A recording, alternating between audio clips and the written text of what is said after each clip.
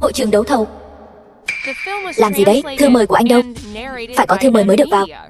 Thư mời thì tôi không có. Nhưng tôi là do Chủ tịch tập đoàn Dung Tuyết, Nam Dung Tuyết mời đến tham dự. Không tin thì anh cứ gọi cho cô ấy hỏi xem. Ta khinh nữ tổng tài xinh đẹp của tập đoàn Dung Tuyết. Khắp Vân Thành, ai mà chẳng biết, ai mà chẳng hay. Loại người nghèo kiết xác như anh, làm sao cô ấy có thể quen biết được? Này, đã quen biết rồi thì gọi cho cô ấy đi, chẳng phải sẽ biết ngay sao? Anh không có số liên lạc sao? Tôi gọi. Anh cũng không tự xem lại mình là cái thứ nghèo hèn gì. Cút ngay cho tôi. Đầu mắt cẩu xem thường người khác. Là một bảo vệ mà anh lại ganh ghét, gây khó dễ, thật là làm ô nhục cả ngành nghề. Anh dám mắng tôi, vậy thì đừng trách tôi không khách sáo. Dừng tay. Tuyết tổng, có một tên ăn mày hôi hám ở đây.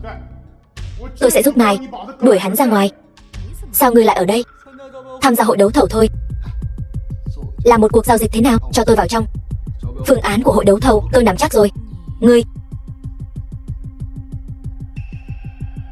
Được rồi. Tuyết tổng, đây. Vị này là... Vị Giang tiên sinh này là người của tôi. Đúng là ngươi mù mắt rồi. Ngươi cũng dám cản hắn. Xin lỗi Giang tiên sinh, vừa rồi là tôi thất lễ với ngài. Tôi cầu xin ngài tha thứ cho tôi. Đi thôi.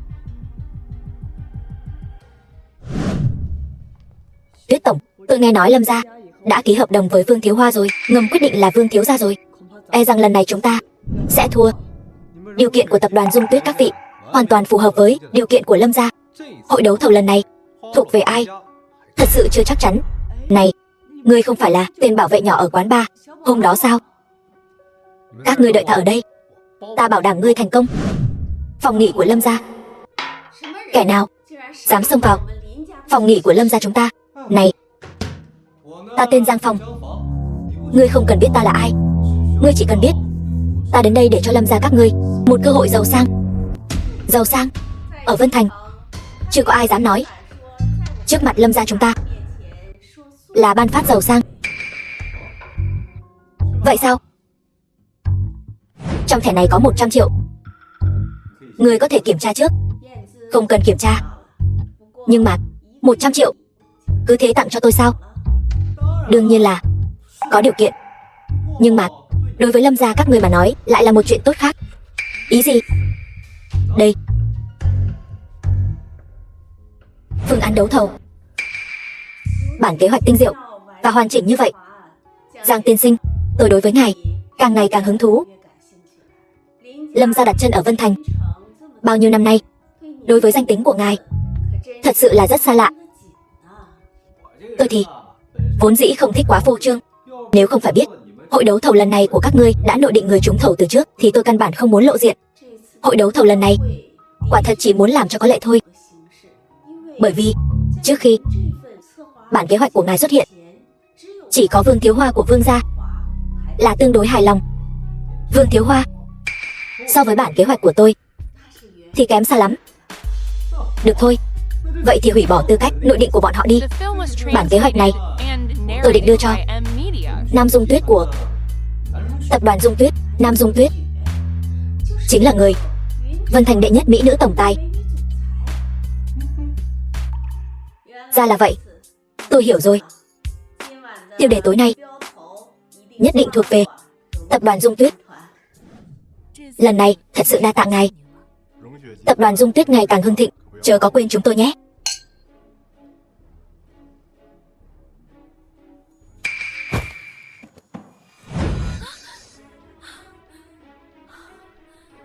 Ngươi làm gì vậy?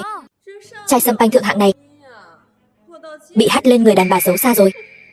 Ngươi còn đang đợi tên phế vật trai bao kia sao?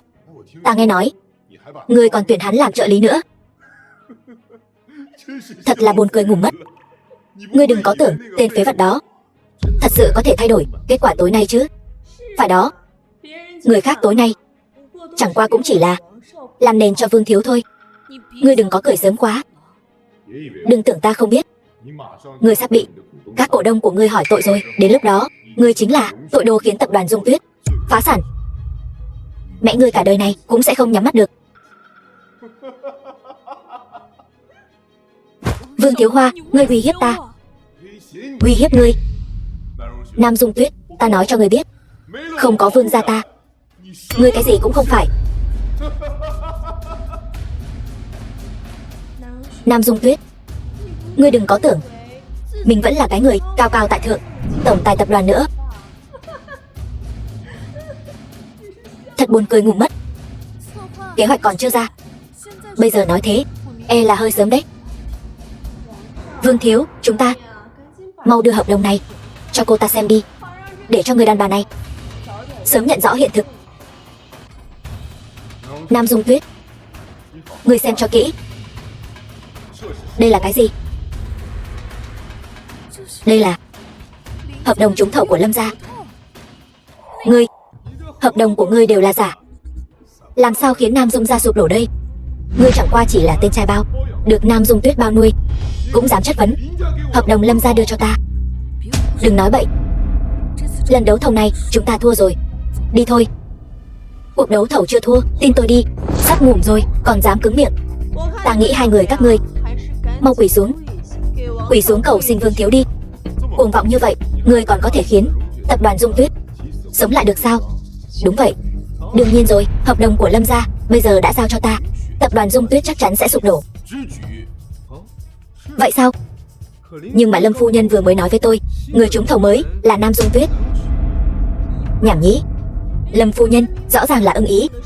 Phương án của Vương thiếu chúng tôi còn đặc biệt ký hợp đồng rồi, sao có thể chọn Nam Dung Tuyết chứ? 5 phút, Lâm phu nhân sẽ mang hợp đồng mới cho Nam Dung Tuyết tới đây. Ngươi tưởng ngươi là gia chủ Lâm gia sao?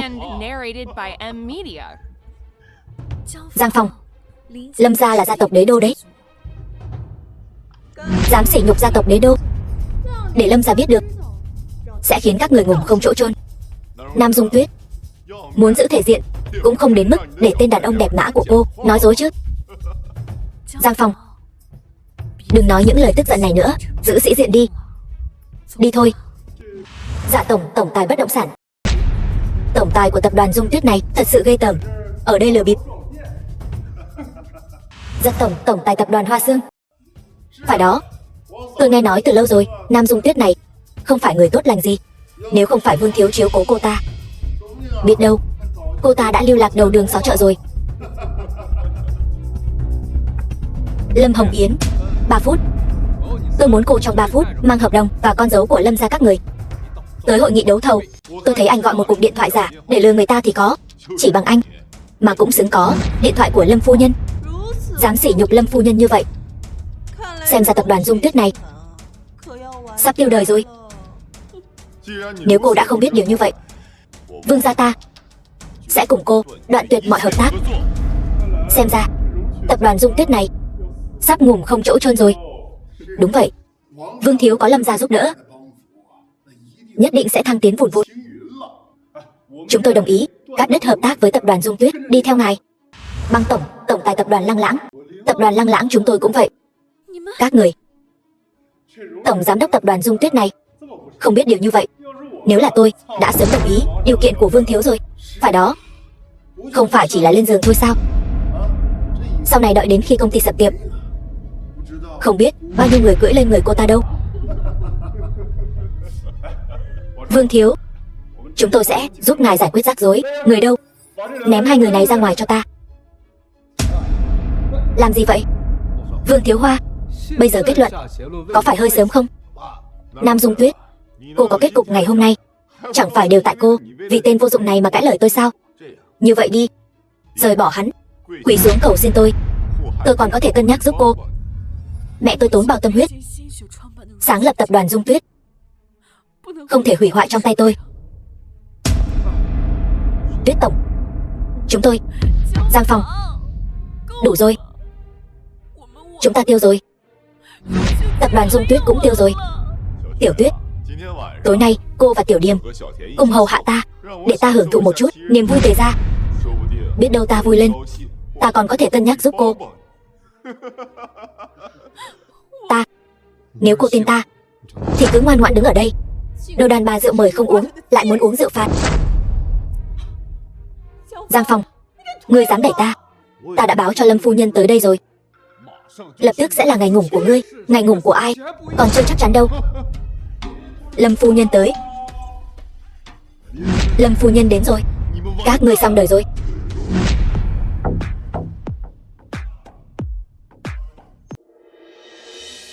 Lâm phu nhân, tên phế vật này quấy rối hội nghị đấu thầu, còn dám sỉ nhục bà trước mặt mọi người. Tôi sẽ phế hắn ngay lập tức. Ngài.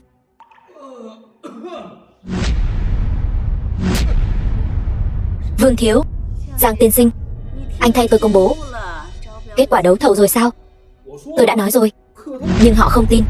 Lâm phu nhân, chuyện này, câm miệng. Xem ra, người Vân Thành 2 năm nay thụt lùi không ít.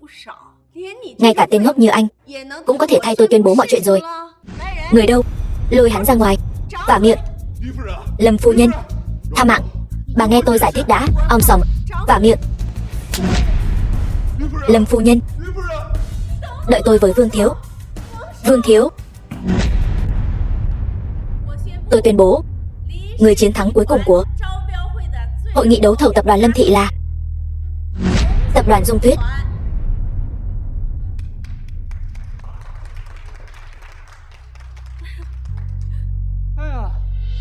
Chúc mừng cô Tuyết tổng. Giang Phong, anh có chuyện gì giấu em phải không? Sao em lại hỏi vậy? Lâm gia vốn đã nội định, Vương Thiếu Hoa cuối cùng lại đổi thành tôi. Anh dám nói không phải anh giở trò quỷ? Coi như là vậy. Tôi đã đi tìm người phụ trách của họ. Họ rất hài lòng với phương án của em. Thật sao? Chúc mừng Giang Phong, hoàn thành giai đoạn 2, nhiệm vụ tiên vị thần tài. Bước tiếp theo, số tiền tiêu xài tăng đột ngột. Mời ngài trong vòng 15 ngày tiêu 1 tỷ. 1 tỷ đã được chuyển vào thẻ ngân hàng. Đúng vậy. Chúng tôi rất hài lòng với phương án của tập đoàn Dung Tuyết. Hơn nữa, ngân sách cô cứ việc điền. Tôi còn muốn báo cho cô một tin tốt. Mời Lâm phu nhân nói, 3 ngày nữa người của Đế Đô Thế Gia sẽ đến Vân Thành chúng ta. Khi đó tại đại hội thời trang, họ sẽ chọn công ty thiết kế đứng đầu để đầu tư. Người của Đế Đô Thế Gia đều sẽ đến sao? Đúng vậy. Nhớ kỹ, tuyệt đối không được đắc tội với người của Đế Đô Thế Gia. Đại hội thời trang.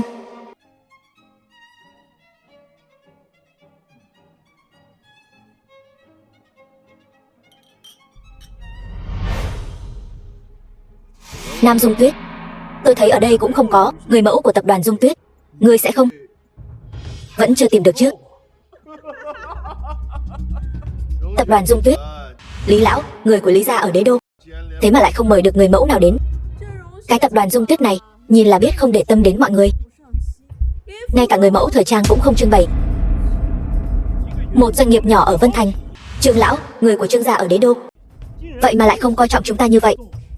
Thật là ngông cuồng đến cực điểm. Chư vị, tiếp theo tôi sẽ trưng bày cho mọi người trang phục do Vương gia chúng tôi thiết kế. Trang phục và quần áo thiết kế nhất định sẽ làm chư vị hài lòng. Thằng nhóc ngươi cũng coi như biết điều.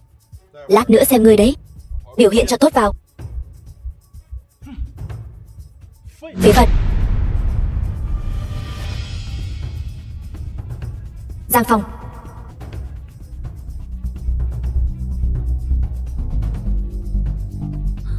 Giang Phong ơi, người nhất định không được xảy ra chuyện gì. Tôi thấy tên ngốc này chắc là biết người sắp sụp đổ rồi, cho nên chuồn mất rồi. Vẫn là Vương thiếu chúng ta lợi hại.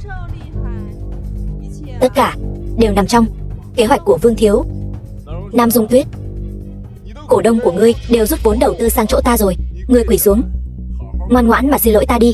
Ta có thể nể tình trước đây. Ngươi là vị hôn thê của ta, miễn cưỡng giúp ngươi một chút. Vương Thiếu Hoa, ngươi đừng có quá đáng. Đại hội thời trang không có người mẫu, quần áo thiết kế có đẹp đến mấy cũng không có đất dụng võ.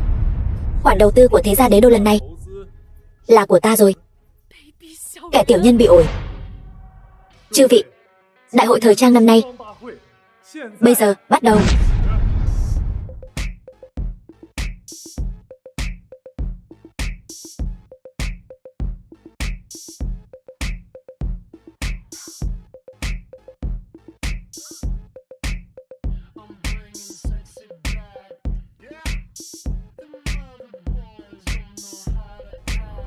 Tiếp theo là người mẫu của tập đoàn Dung Tuyết, đến để trưng bày thời trang của mình.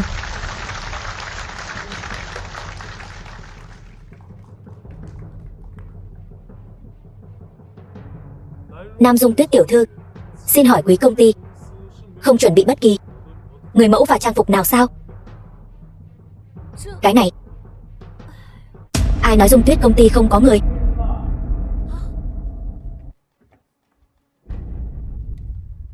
Tiếp theo xin mời người mẫu của Dung Tuyết công ty lên sân khấu biểu diễn.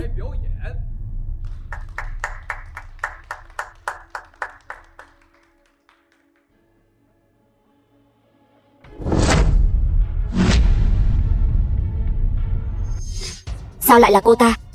Hoàng tổng là người mẫu nổi tiếng nhất Vân Thành. Nói về chất lượng, không ai sánh bằng cô ấy. Không ngờ tập đoàn Dung Tuyết lại mời Hoàng lão bản đến làm người mẫu. Thật là dụng tâm. Xem ra quán quân của đại hội thời trang lần này là tập đoàn Dung Tuyết. Chư vị, cái tập đoàn Dung Tuyết này chỉ là một doanh nghiệp thôn quê. Bọn họ chỉ là may mắn mời được Hoàng lão bản đến làm người mẫu. Bọn họ không có người mẫu nào khác đâu. Ai nói chúng tôi không có người mẫu khác?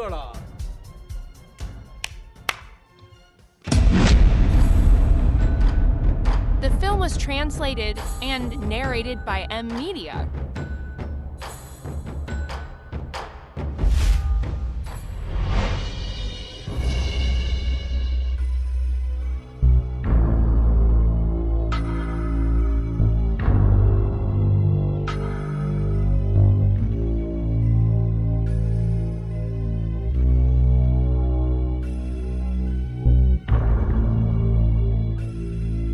Người của ta sao lại lên hết rồi?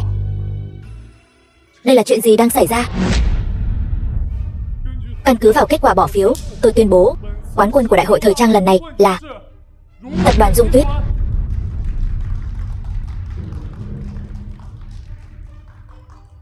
Không thể nào. Điều này tuyệt đối không thể nào. Ngươi có ý gì? Ta đã bỏ ra nhiều tiền như vậy, chọn người mẫu của nhà ngươi, ngươi lại để hai tên ngốc này trình diễn.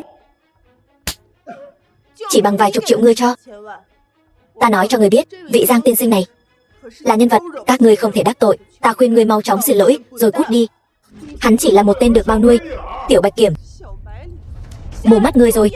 Giang tiên sinh tùy tiện vung tay cũng là 1 tỷ. Vương gia các ngươi lấy gì mà so với hắn? 1 tỷ? Không thể nào. Hắn chỉ là một tên được bao nuôi. Tiểu Bạch Kiểm, làm sao hắn có thể có 1 tỷ? Nam Dung Tuyết, ta nói cho ngươi biết, tập đoàn Dung Tuyết không có ta, sớm muộn gì cũng sụp đổ. Tập đoàn Dung Tuyết thế nào thì có liên quan gì đến ngươi? Màn trình diễn của tập đoàn Dung Tuyết khá tốt. Lý gia đế đô chúng tôi sẽ đầu tư, Trương gia chúng tôi cũng đầu tư.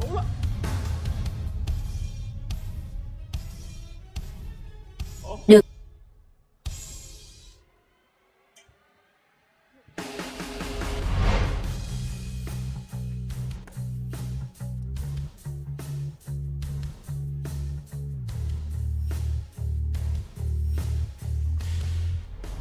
Chúc mừng Giang Phong hoàn thành giai đoạn 3, nhiệm vụ tiên vị thần tài.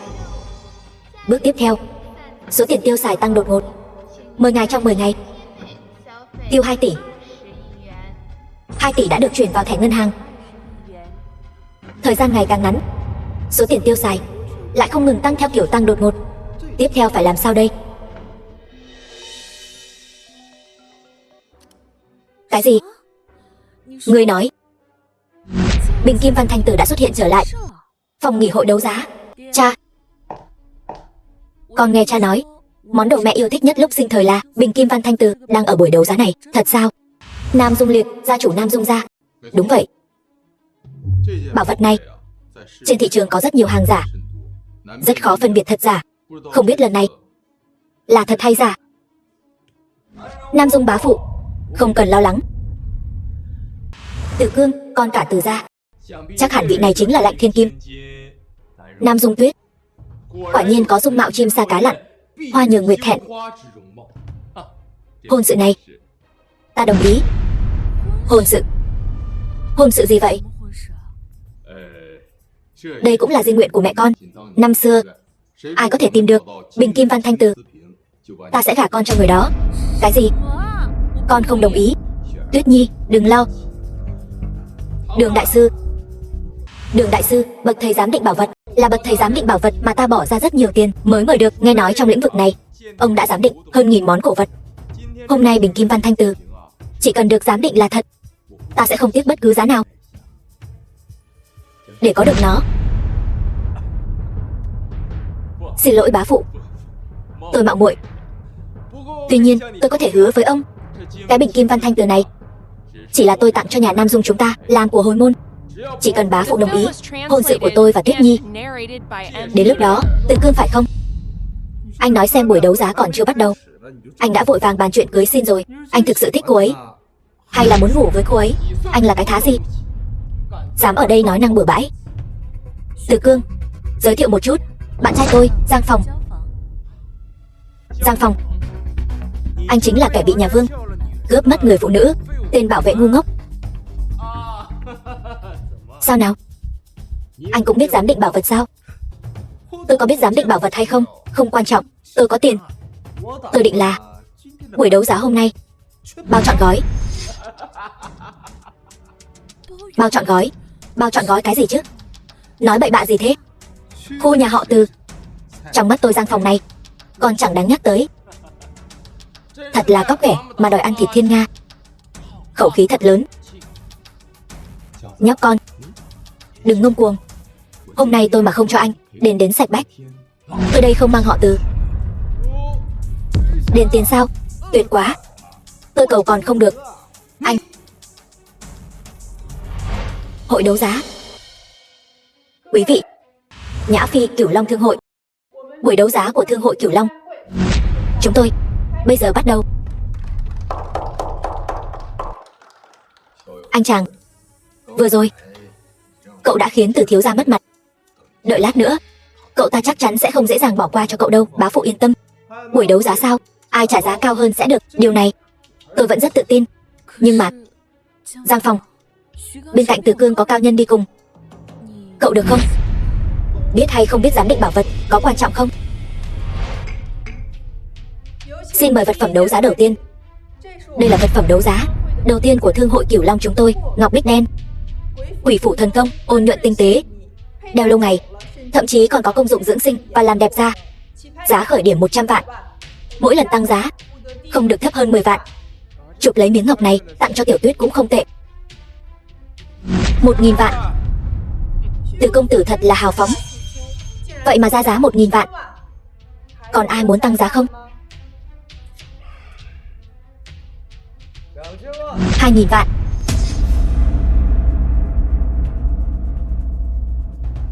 Giang Phòng, anh thật sự muốn vì tôi mà đắc tội với Từ công tử sao? Anh chàng này, nhà họ Từ này chính là đại gia tộc trong ngành đồ cổ ở Đế Đô. Cậu hành xử ngông cuồng như vậy, e rằng nhà họ Nam Dung tôi cũng không bảo vệ được cậu đâu. Đa tạ lòng tốt của lão gia tử, nhưng mà tôi thật sự không sợ cậu. Người đồ ngu ngốc, dám tranh đồ với bổn thiếu gia, người chán sống rồi sao? Sao vậy Từ công tử? Chẳng lẽ ngươi không có tiền trong túi, muốn đe dọa ta sao? Ngươi nói bậy. Ta lại thiếu tiền sao? 3000 vạn, 4000 vạn, 5. Từ công tử, phía sau còn có bình kim văn thanh từ, chân phẩm như vậy, không cần thiết phải chấp nhận với tên tiểu tử đó. Khối mặc ngọc này đã vượt qua giá trị vốn có của nó rồi. Cứ để hắn ta đắc ý một lát, đợi đến sau này ta sẽ cho hắn ta đẹp mặt. Vị tiên sinh này ra giá 4000 vạn. 4000 vạn lần 1, 4000 vạn lần 2, 4000 vạn lần 3. Thành giao. 4000 vạn.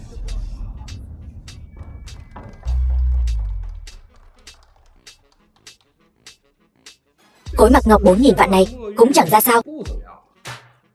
Tuyết Nhi, tặng cho nàng. Ta. Khối mặc ngọc trị giá 4000 vạn, nói tặng là tặng. Người trẻ tuổi này thật là hào phóng. Không biết anh chàng họ Giang này xuất thân từ thế gia nào? Sao chưa từng nghe nói qua? Đúng vậy, có vị đại gia hàng đầu như vậy, e rằng hôm nay những thứ chúng ta muốn e là không có cửa đâu. Vớ vẩn. Đại gia hàng đầu gì chứ? Hắn ta chỉ là một tên ngốc, một tên bảo an, nhỏ bé tầm thường. Tiểu tử 4.000 vạn. Ngươi có móc ra được từng ấy tiền không? Phải đó. Anh chàng, ngươi không thể lấy tiền mồ hôi nước mắt của Tuyết Nhi nhà chúng ta mà phung phí như vậy chứ. Ba nói gì vậy? Giang Phong trước đây vì giúp tôi giành được hợp đồng đấu thầu đã vung tay tới 1 tỷ, vỏn vẹn 4.000 vạn. Đối với hắn ta mà nói chẳng đáng là gì. 1 tỷ. Hắn ta thật là ghê gớm. Được rồi, ta muốn kiểm tra tài chính. Không có ý kiến gì chứ? Bá phụ, Từ gia chúng tôi ở toàn bộ đế đô đều là thế gia nổi tiếng, ngay cả ta Từ Cương cũng không dám phóng khoáng như vậy. Lại để ái nữ dẫn tên ngốc này đến đây, vậy mà dám hô 4.000 vạn mua khối mặt ngọc này. Người thật sự không xem tiền là tiền. Bá phụ, giám định bảo vật thì tôi có thể không hiểu, nhưng tiền thì tôi thật sự có. Ngươi nói có là có sao? Anh chàng, trong giới đồ cổ, điều tối kỵ nhất chính là nói bừa. Lão phu trong lĩnh vực này đã nghiên cứu mấy chục năm, gặp qua không đến ngàn thì cũng không dưới hàng trăm phú hào, nhưng chưa từng nghe nói qua có vị nào họ Giang. Ngươi chưa gặp thì không có sao. Vậy ngươi đúng là thiển cận, thằng danh láo sự. Từ thiếu, lão phu mạo muội xin từ thiếu ra tay trừng trị tên cuồng đồ này. Được thôi. Người đâu? Kiểm tra tài sản. Có tiền hay không kiểm tra là biết ngay.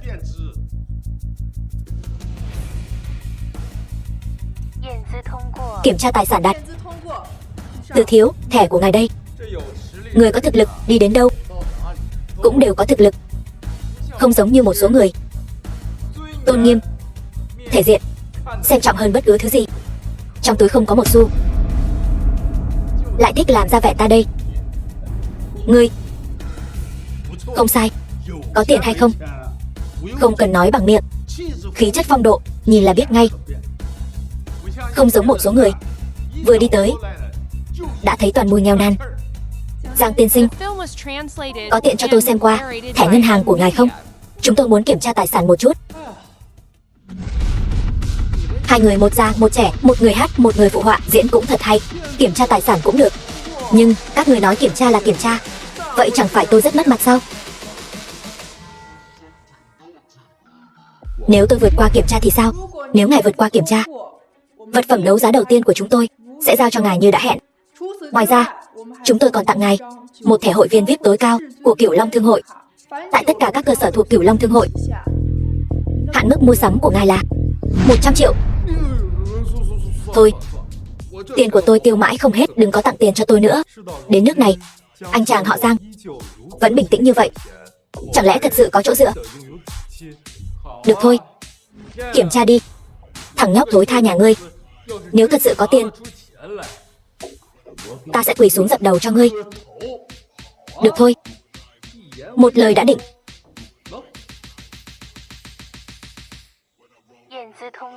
Kiểm tra tài sản đạt. Giang thiếu gia, thẻ của ngài đây. Ngươi nói nếu ta kiểm tra tài sản đạt, ngươi sẽ quỳ xuống dập đầu cho ta. Ngươi có ý gì? Đồ ngu, ngươi dám mỉa mai ta? Ngươi muốn ngủ sao? Từ thiếu gia, người đến là khách. Ngài muốn dở tính thiếu gia thì đi chỗ khác mà dở. Trên địa bàn của Cửu Long Thương hội ta còn chưa đến lượt Từ gia các ngươi làm càn. Không sai, Từ đại thiếu gia này bao nhiêu năm nay ở đế đô cũng quen hống hách rồi. Bây giờ thì hay rồi, đã phải tấm sắt rồi chứ gì. Như vậy đi, Từ thiếu gia, ngươi bây giờ quỳ xuống dập đầu cho ta một cái. Hôm nay chuyện này coi như bỏ qua. Dập cái đầu ngươi ấy. Ai biết ngươi có tiền hay không? Ngươi móc thẻ ngân hàng ra khỏi túi là của ngươi sao? Biết đâu là trước khi vào hội trường Nam Dung Tuyết nhét cho ngươi thì sao? Ngươi đừng nói vậy. Cậu ấy đều dựa vào bản lĩnh thật sự của mình. Xem ra anh chàng họ Giang này quả thật là người không thể nhìn mặt mà bắt hình dong. Bá phụ, ngươi đừng để bị thằng nhóc này lừa. Nhóc con, ngươi thật sự không biết chữ ngủ viết như thế nào sao? Ta, đủ rồi. Ở địa bàn Cửu Long Thương hội của ta còn chưa tới lượt họ Từ các ngươi làm càn. Nhã Phi, ngươi dám đánh ta sao? Các ngươi họ Từ là không thể đánh sao? Nếu ngươi còn dám quấy rối trật tự hội trường, ta không chỉ đánh ngươi mà còn đuổi ngươi ra ngoài. Sau này sẽ đoạn tuyệt tất cả giao dịch làm ăn với Từ gia. Không tin ngươi cứ thử. Ngươi được lắm. Khỉ gió, ngươi chẳng phải chỉ là một tên chỉ biết dựa hơi đàn bà kiếm cơm, một tên mặt trắng nhỏ nhoi thôi sao? Chúng ta cứ chờ xem. Hôm nay ta mang theo vài trăm triệu. Hôm nay ta quyết chơi tới cùng với ngươi. Ngươi không phải muốn bình Kim Văn Thanh Từ sao? Giang Phong, việc này phải làm sao? Buổi đấu giá tiếp theo e rằng sẽ không thuận lợi. Không sao cả. So về độ chịu chi, ta còn sợ hắn sao? Ngươi cứ chờ xem. Hôm nay bình Kim Văn Thanh Từ này nhất định thuộc về ngươi. Yên lặng. Đi nào.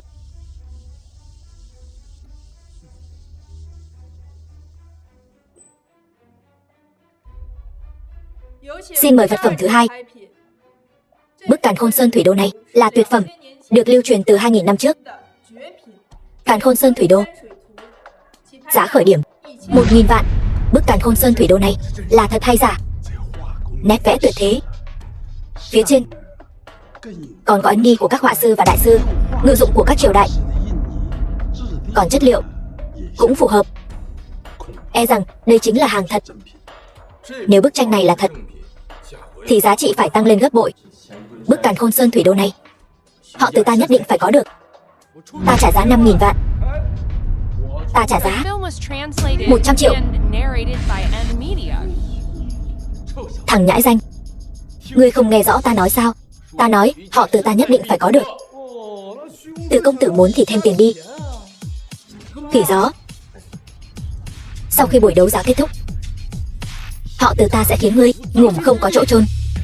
Ta trả giá 300 triệu, 400 triệu. Họ Giang kia, ngươi có thôi đi không? Buổi đấu giá này ai trả giá cao hơn thì người đó được. Ngươi muốn thì ngươi thêm tiền, chẳng phải là xong rồi sao? Ta, Từ thiếu gia, bình tĩnh, đừng mắc mưu khích tướng của đối phương. 400 triệu đã vượt quá giá trị thực của bức tranh này rồi. Cứ tiếp tục như vậy, lát nữa tới Kim Văn Thanh Từ binh. E rằng được rồi. Bức tranh này là của ngươi.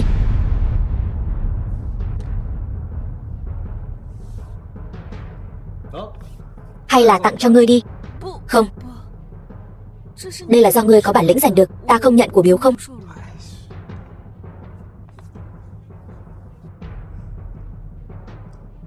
Vật phẩm thứ ba hôm nay chính là Kim Văn Thanh Từ binh, đã lưu truyền từ lâu đời.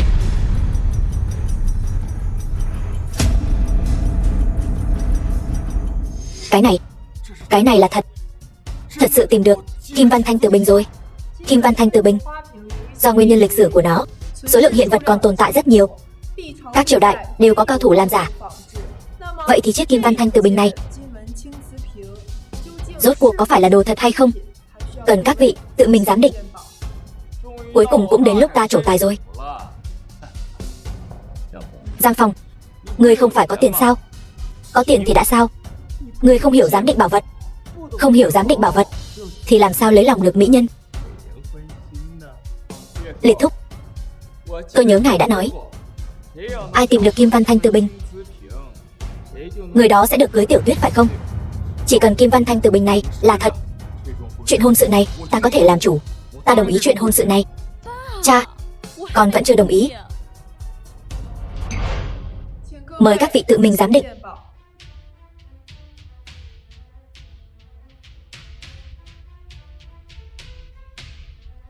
Đường đại sư, thế nào? Vật này thật giả ra sao? Từ thiếu, cái bình này là giả. Cái gì? Giả sao? Vậy chuyện hôn sự này, Từ thiếu đừng vội.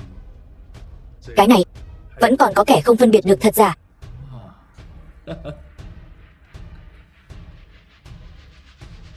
Tôi trả 1000 vạn. Tôi trả 100 triệu. Anh chàng họ Giang liên tiếp ra tay. Tính đến nay đã chi 500 triệu rồi. Thật là hào phóng. Phải, xem ra anh chàng họ Giang là muốn có được Kim Văn Thanh Từ binh bằng mọi giá rồi. Từ đại thiếu gia, hôm nay e là phải chịu thiệt rồi. 300 triệu. Giang Phong, những thứ khác ta đều có thể nhờ ngươi, nhưng lần này ta chỉ có thể nói xin lỗi. Tùy ngươi. Vừa hay giúp ta hoàn thành nhiệm vụ tiêu tiền. Từ Thiếu, so tài lực với thần tài thật là ngu xuẩn. 600 triệu. 600 triệu lần 1, 600 triệu lần 2. Còn ai trả giá nữa không? 700 triệu. Giang Thiếu trả giá 700 triệu. Còn ai muốn trả giá nữa không? Cực thôi. Nếu đây là đồ thật thì đây chính là cổ vật cấp quốc bảo. 800 triệu. 1 tỷ. Hấp dẫn. Thật sự quá hấp dẫn. Tôi trả 1,2 tỷ. Giang Phong, thế nào? Ngươi còn theo nữa không?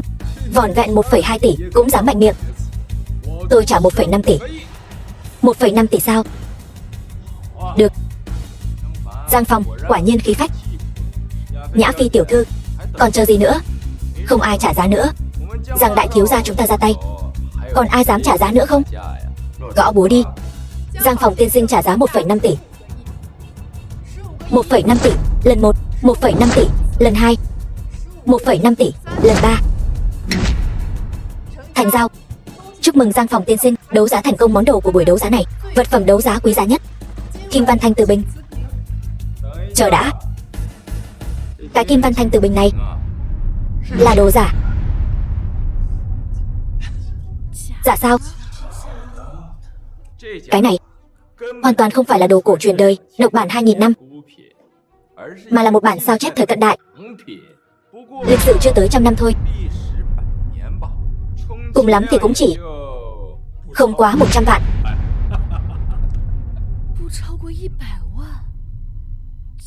Giang Phong, chúng ta trúng kế rồi. Đường đại sư đã nói là giả rồi. E là thật sự là giả rồi. Giang Phong, cái này là giả. Nếu không thì thôi đừng mua nữa. Cái gì? Người tưởng Cửu Long Thương hội là cái gì hả? Nói không mua là không mua được sao? Chúng ta Từ gia cũng không có cái mặt mũi này. Nam Dung gia các ngươi tính là cái gì? Không mua nữa. Kêu giá mà không mua. Theo quy định của Cửu Long Thương hội là phải bồi thường gấp 10 lần tiền vi phạm hợp đồng, tức là 15 tỷ. Nam Dung gia các ngươi bồi thường nổi không? Các ngươi có tiền không? Cái gì? 15 tỷ? Nam Dung gia ta chẳng phải tiêu đời rồi sao? Yên tâm, mua rồi thì mua rồi. Chút tiền này ta vẫn trả nổi. Giang đại thiếu quả nhiên hào phóng. Một món đồ giả cũng bằng lòng bỏ ra 1,5 tỷ. Ghê gớm, thật ghê gớm. Anh chàng họ Giang biết núi có hổ, vẫn cứ xông vào hang hổ. Lão phu bội phục. Bội phục.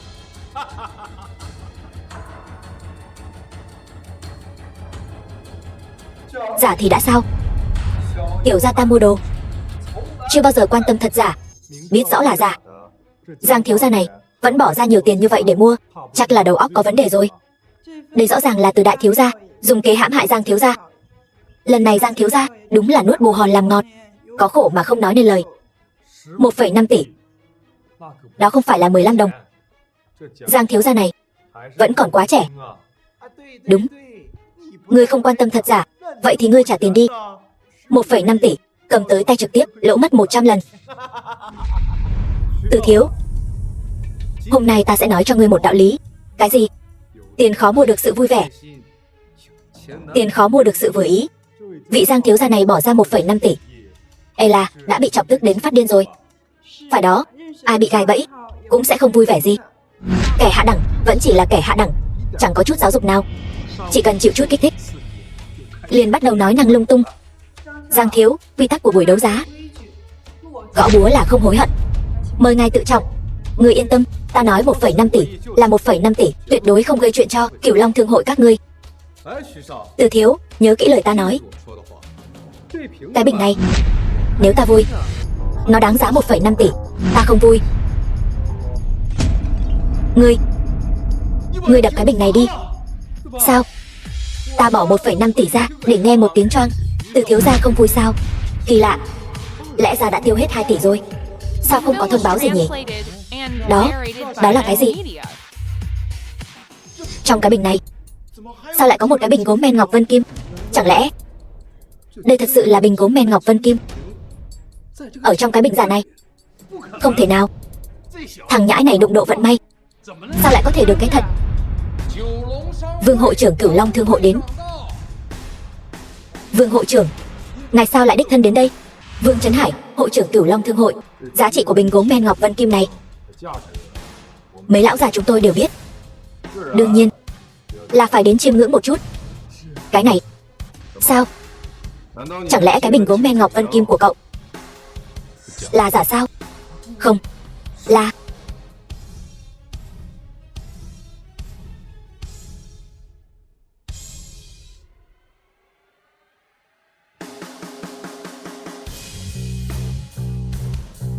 Cái bình gốm men ngọc vân kim này chất liệu hoàn mỹ tự nhiên, lại còn là xuất phẩm từ tay bậc thầy, hoa văn kim khắc, sắp xếp chỉnh tề. Đây chính là bình gốm men ngọc vân kim thật. Một tên phế vật chọn đồ bỏ đi, sao có thể là thật được? Hay là ông xem lại đi. Tôi là hội trưởng Cửu Long Thương hội đấy. Đồ cổ qua tay tôi không dưới vạn món, chưa từng nhìn lầm bao giờ. Các người cũng dám nghi ngờ tôi. Mà cái bình gốm men ngọc vân kim này giá thị trường ước tính ít nhất 2 tỷ. 2 tỷ. Đây là thứ ông nói là đồ giả sao? Đáng giá 2 tỷ, còn đáng giá hơn mạng ông đấy, ông biết không? Đây chính là từ gia kinh thành. Không lẽ chỉ vì 2 tỷ mà vỡ trận chứ? Thằng nhãi, ngươi ngủm chắc rồi. Ngươi cứ đợi đấy. Từ thiếu gia, đừng vội đi chứ, cậu còn chưa khấu đầu cho tôi mà.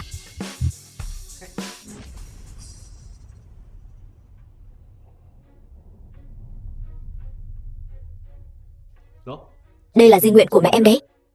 Không được, cái này quá quý giá, tôi không thể nhận. Anh là bạn trai em mà. Cầm lấy. Chúc mừng ngài tiêu hết 2 tỷ thành công. Mở khóa nhiệm vụ tầng tiếp theo. Xin hãy trong vòng 7 ngày tiêu hết 5 tỷ. Thẻ ngân hàng nhận được 5 tỷ. Thứ này thì lấy được rồi. Nam Dung gia chẳng phải tiêu đời rồi sao? Biệt thự Nam Dung gia, cha, rốt cuộc là sao vậy? Giang Phong, tuy con có tiền, nhưng từ gia này quan hệ chẳng chịt, bối cảnh hùng hậu, e là sau này con gái ta và con sẽ bị từ gia trả thù. Chưa chắc đâu. Nếu tiểu huynh đệ đã có thể phát hiện bảo vật thật sự là bình gốm men ngọc vân kim, lại được giấu trong bình giả này, còn có thể tìm được nhiều thứ tốt như vậy, ta thấy năng lực giám định bảo vật của ngươi tuyệt không tầm thường. Vương hội trưởng khách sáo rồi. Này, từ gia nhằm vào tiểu huynh đệ, không biết tiểu huynh đệ có bằng lòng đến Cửu Long Thương hội của tôi làm việc không? Giang Phong, gia nhập Cửu Long Thương hội, đây chính là cơ hội trời ban. Như vậy, ta cho tiểu huynh đệ thời gian suy nghĩ. Cái này là danh thiếp của tôi, ngươi có nhu cầu gì bất cứ lúc nào cũng có thể liên lạc với ta. Đây chính là lần đầu tiên Vương hội trưởng đưa danh thiếp của mình cho người khác. Hảo ý của Vương hội trưởng tôi xin lĩnh hội, nhưng mà tôi vẫn muốn tự mình mở công ty. Cũng đúng, Giang tiên sinh này có tài lực của riêng mình, có ý tưởng, điều này rất bình thường. Nhưng mấy ngày nay sẽ có một buổi hội nghị gọi vốn, ta đề nghị ngươi khi đó có thể đến xem. Đa tạ Vương hội trưởng nhắc nhở.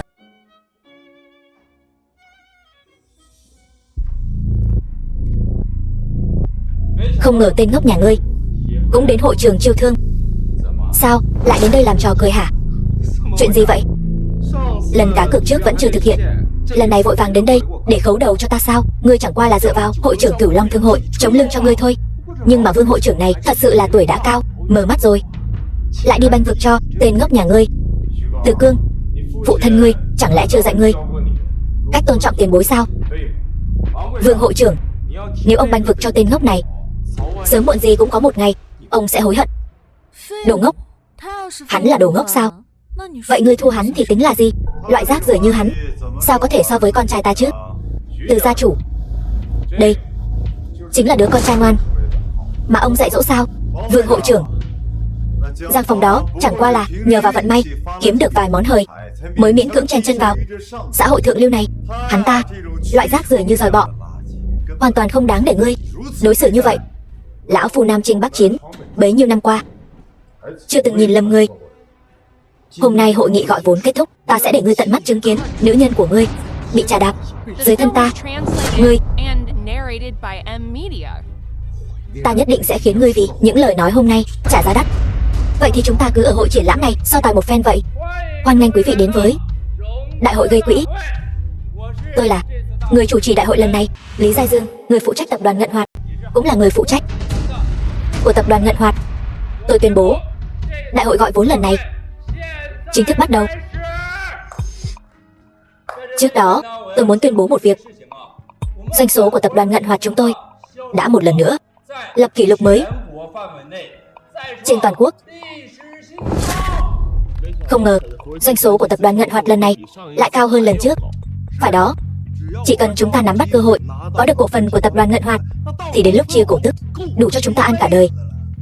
Chỉ cần trở thành cổ đông lớn nhất của tập đoàn Ngân Hoạt thì đến lúc đó đừng nói là Thương hội Cửu Long, mà ngay cả tứ đại gia tộc ở đế đô cũng phải có một chỗ đứng cho từ gia ta. Giang Phong, chúng ta có nên đầu tư vào tập đoàn Ngân Hoạt không?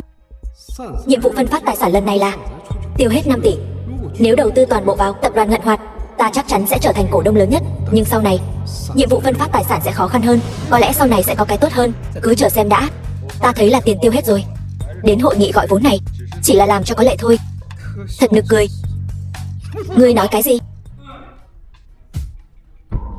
Được rồi mọi người, bây giờ tôi muốn tuyên bố một việc. Tôi muốn phát phúc lợi cho mọi người. Giá cổ phiếu lẻ và giá hàng hóa của tập đoàn Ngân Hoạt chúng tôi chỉ tăng 79%.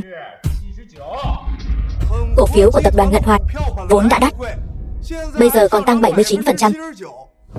Ai mua nổi chứ? Giá cổ phiếu quá cao, chúng tôi phản đối. Ngươi đừng nói bậy. Đắt chỗ nào? Mấy năm nay tập đoàn Ngân Hoạt chúng tôi chỉ tăng 79% thôi. Tập đoàn Ngân Hoạt chúng tôi rất khó khăn. Mấy năm nay tôi vẫn luôn theo dõi tập đoàn Ngân Hoạt chúng tôi. Có khó khăn hay không thì tôi rõ nhất. Bao nhiêu năm rồi? Các ngươi nên tự tìm nguyên nhân của mình đi. Lương có tăng không? Có làm việc chăm chỉ không? Được rồi, tự gia ta cơ nghiệp lớn. Dù tập đoàn Ngân Hoạt của các ngươi tăng bao nhiêu, chúng ta cũng mua hết. Quả nhiên là gia tộc đế đô. Từ ông chủ đúng là gia đại nghiệp đại. Phải, từ gia sắp sửa trở thành cổ đông lớn nhất của tập đoàn Ngân Hoạt. Một bước lên mây rồi.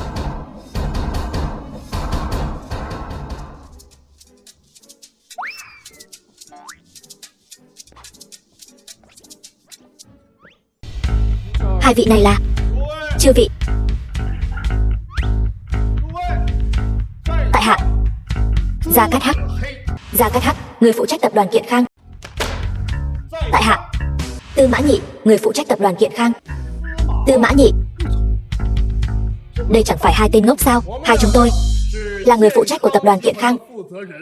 Thực phẩm của tập đoàn Kiện Khang chúng tôi sạch sẽ, vệ sinh, tuyệt đối là lựa chọn đầu tư tốt nhất của quý vị. Tuy công ty chúng tôi hiện đang trong giai đoạn thua lỗ, nhưng chỉ cần có hai huynh đệ chúng tôi hỗ trợ, chư vị ở đây muốn làm thủ phủ thế giới cũng chỉ là vấn đề thời gian. Thần thánh vậy sao? Đây chẳng phải rõ ràng là hai ngọa long phượng dù sao? Cái này mà có người tin thì đúng là có mà. Tôi nhớ ra rồi, hai người này chính là đồ ngốc. Hai tên này trước đây là thiếu gia của Tư Mã gia và Gia Cát gia, nhưng từ khi hai tên này khởi nghiệp, gia sản trăm tỷ của cả hai đều bị thua lỗ hết. Gia sản trăm tỷ đều thua lỗ hết. Ai mà dám đầu tư chứ? Đây chẳng phải là tìm ngủm sao? Lúc trước, gia tộc của hai người họ chính là gia tộc lớn nhất đế đô. Gia nghiệp lớn như vậy mà cũng thua lỗ hết. Hai tên này cũng tài thật. Tôi còn tưởng là nhân tài trí sĩ gì đó chứ. Hóa ra là hai tên ngốc. Mau đuổi hai tên ngốc này cút xuống đi. Ai mà thèm đầu tư cho hai sao chổi này chứ?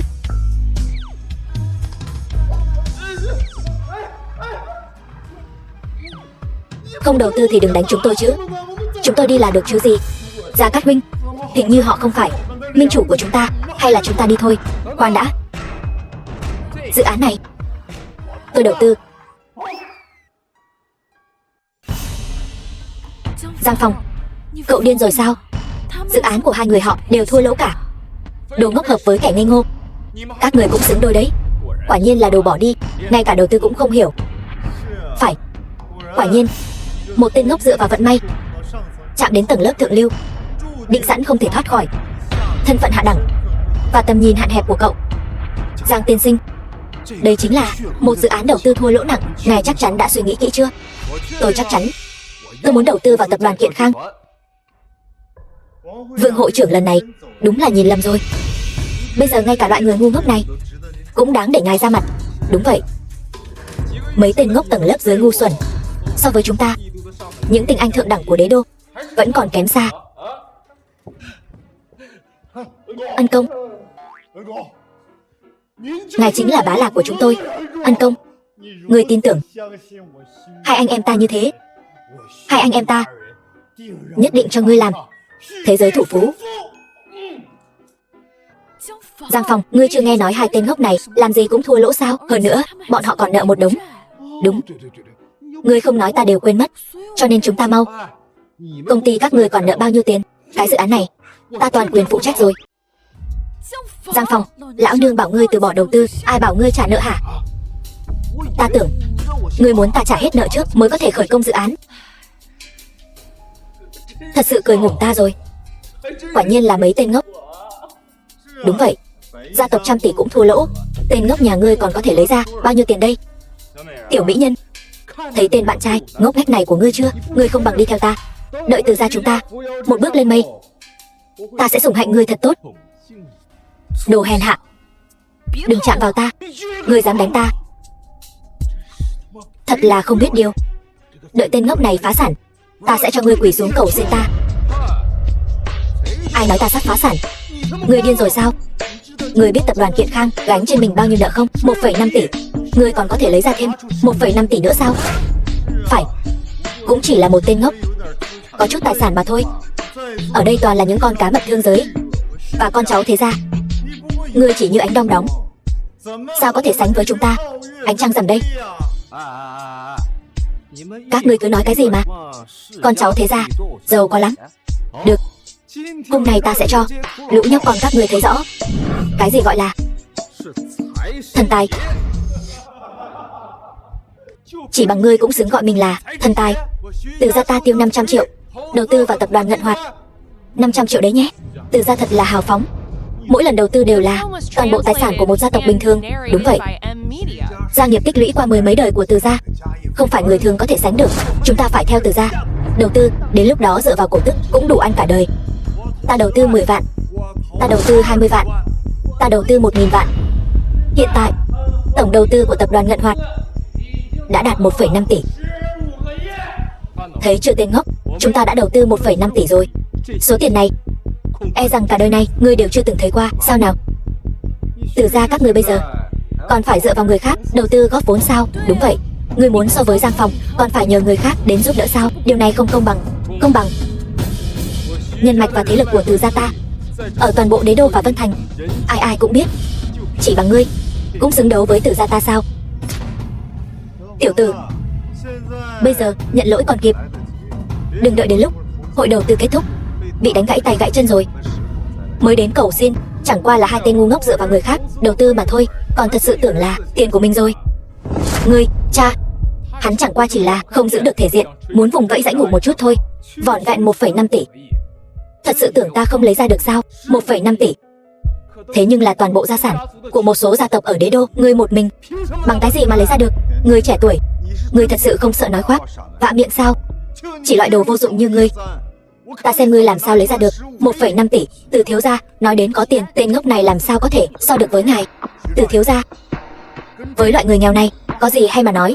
Không bằng ta thay ngài dạy dỗ hắn. Một đám người mù coi thường người khác. Ta ra 2 tỷ. 2 tỷ, 2 tỷ, làm sao ngươi có thể?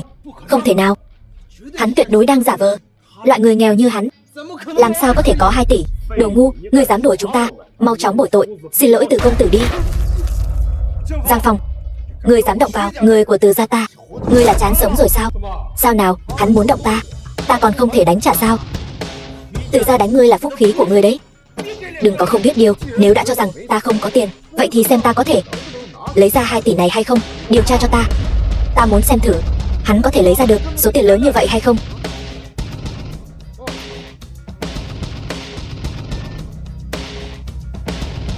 Thật sự có 2 tỷ. 2 tỷ sao? Không thể nào. Cái máy này của ngươi bị hỏng rồi sao? Từ công tử, tôi đã kiểm tra rất nhiều lần rồi, thật sự có 2 tỷ. Chẳng qua chỉ là 2 tỷ mà thôi. Ngươi dù có chút tài sản thì ngươi cũng chỉ là kẻ hạ đẳng. Ngươi căn bản không biết sự đáng sợ của thế gia đế đô. Đáng sợ thế nào? Ta sẽ tiếp tục đầu tư thêm 500 triệu để phong tỏa canh hậu cần của tập đoàn Kiện Khang. Từ công tử, tôi đi theo ngài. Lý gia chúng tôi nguyện xuất 300 triệu phong tỏa mọi kênh tuyên truyền của tập đoàn Kiện Khang. Thượng quan gia chúng tôi lại đầu tư thêm 100 triệu nữa. Nguồn nguyên liệu của tập đoàn Kiện Khang đều sẽ bị hạn chế. Đồ ngu, thấy chưa? Đây chính là thực lực của thế gia đế đô. Giang Phong, nếu bọn họ thật sự phong tỏa những nguồn lực này, chúng ta phải làm sao? Huynh đệ, người hãy nhân lúc này mà đi đi. Chúng tôi, tập đoàn Kiện Khang tiêu đời rồi.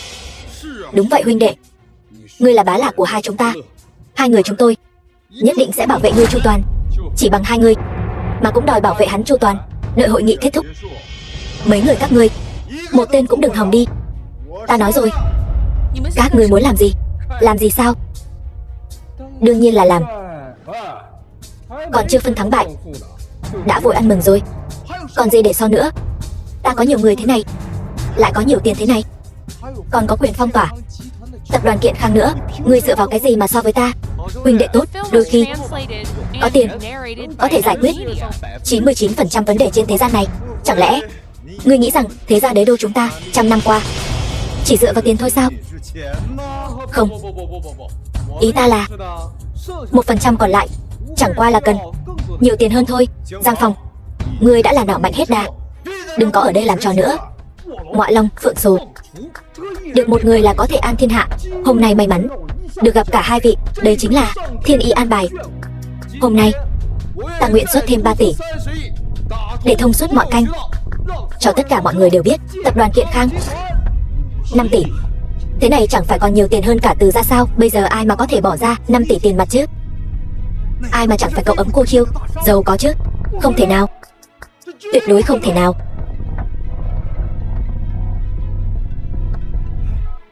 Mấy người ăn hại, đã nói từ trước là thực phẩm của công ty đừng có cho thêm nhiều hương liệu độc hại và chất bảo quản quá. Như vậy giờ thì người dùng ăn xong ngủm rồi. Hắn nói gì?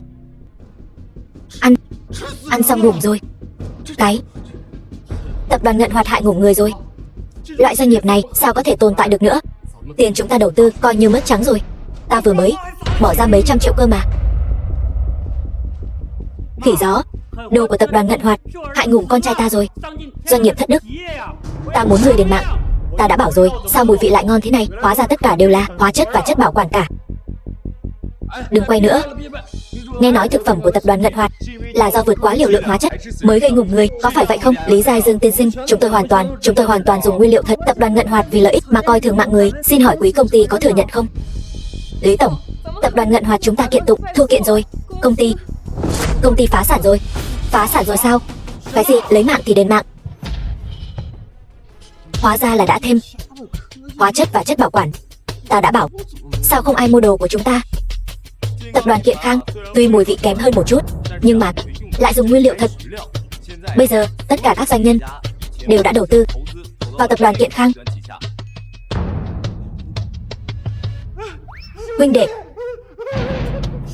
Huynh đệ ơi, người có nghe thấy không? Hình như chúng ta sắp phát tài rồi. Từ gia phá sản rồi.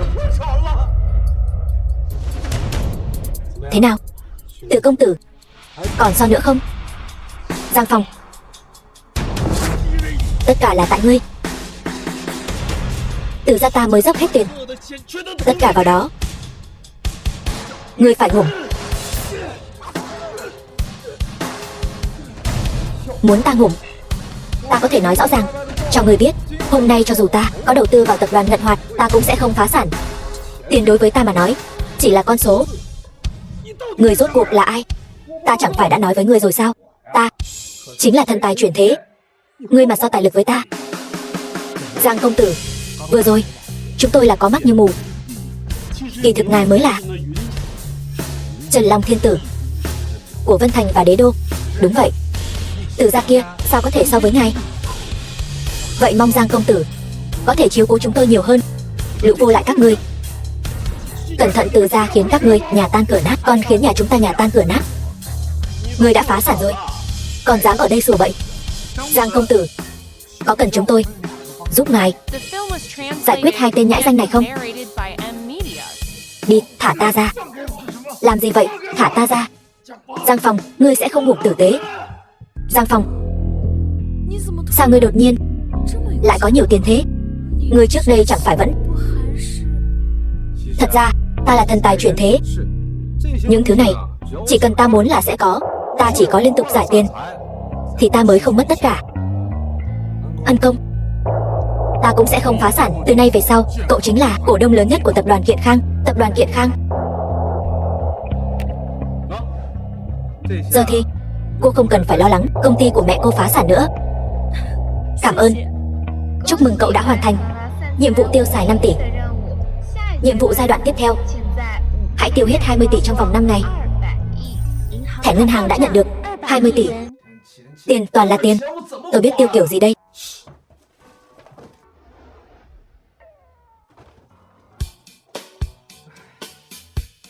Làm sao thế thần tài nhỏ của tôi? Lần này lại phải tiêu bao nhiêu nữa đây? 20 tỷ. Ngày thế này thì phải tiêu đến bao giờ đây? Nếu không thì chúng ta cứ phung phí một phen đi. Đúng vậy, phung phí. Quán bar.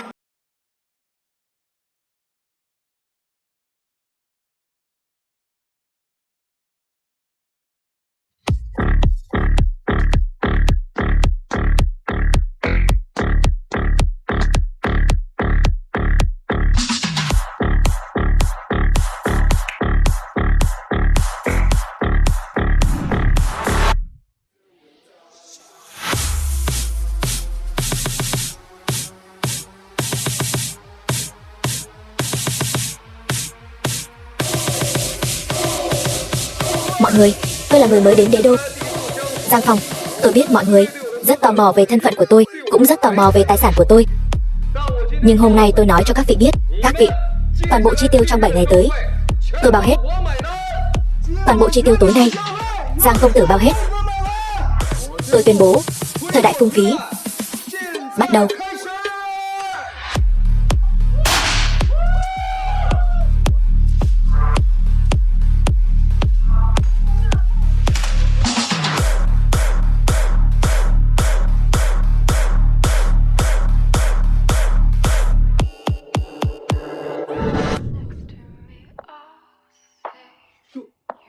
Sao thế?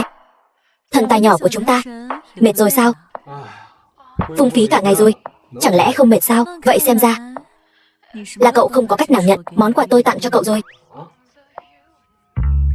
Thật hay giả vậy? Tất nhiên là thật.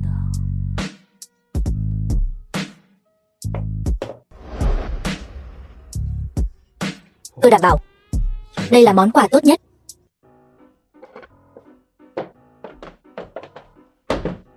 Giang tổng, mấy người đang làm gì thế?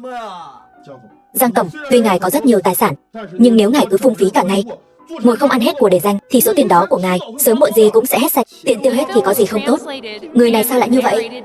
Lần này ngài cần tiêu xài 20 tỷ, còn lại 8 tỷ. Hiện tại là thời gian ban đêm. Giang tổng, ngài sao vậy? Không sao, người cứ nói tiếp đi. Là thế này Giang tổng, hiện tại cổ phần của ngài trong công ty chúng tôi đã đạt tới 90%. Là cổ đông lớn nhất của công ty chúng tôi. Ngài có muốn đến công ty chúng ta xem qua không? Đến công ty xem qua, cậu muốn dẫn tôi đi kiếm tiền?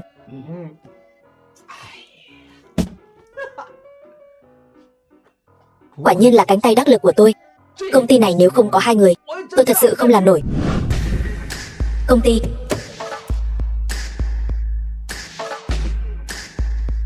Giang tiên sinh, chú ý hình tượng đấy. Cái đó không quan trọng.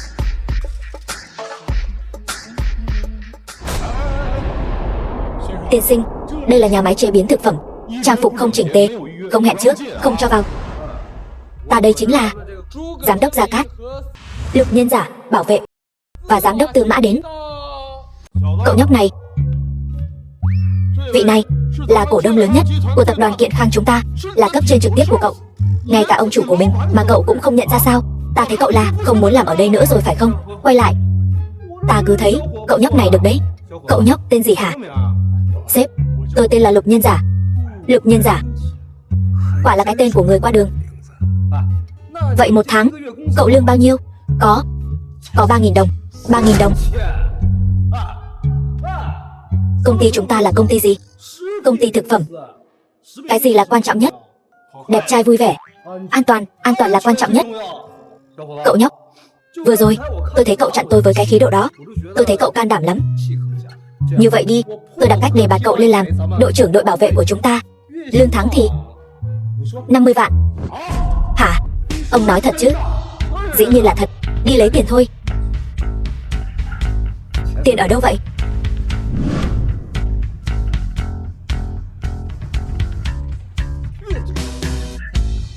Lại đây.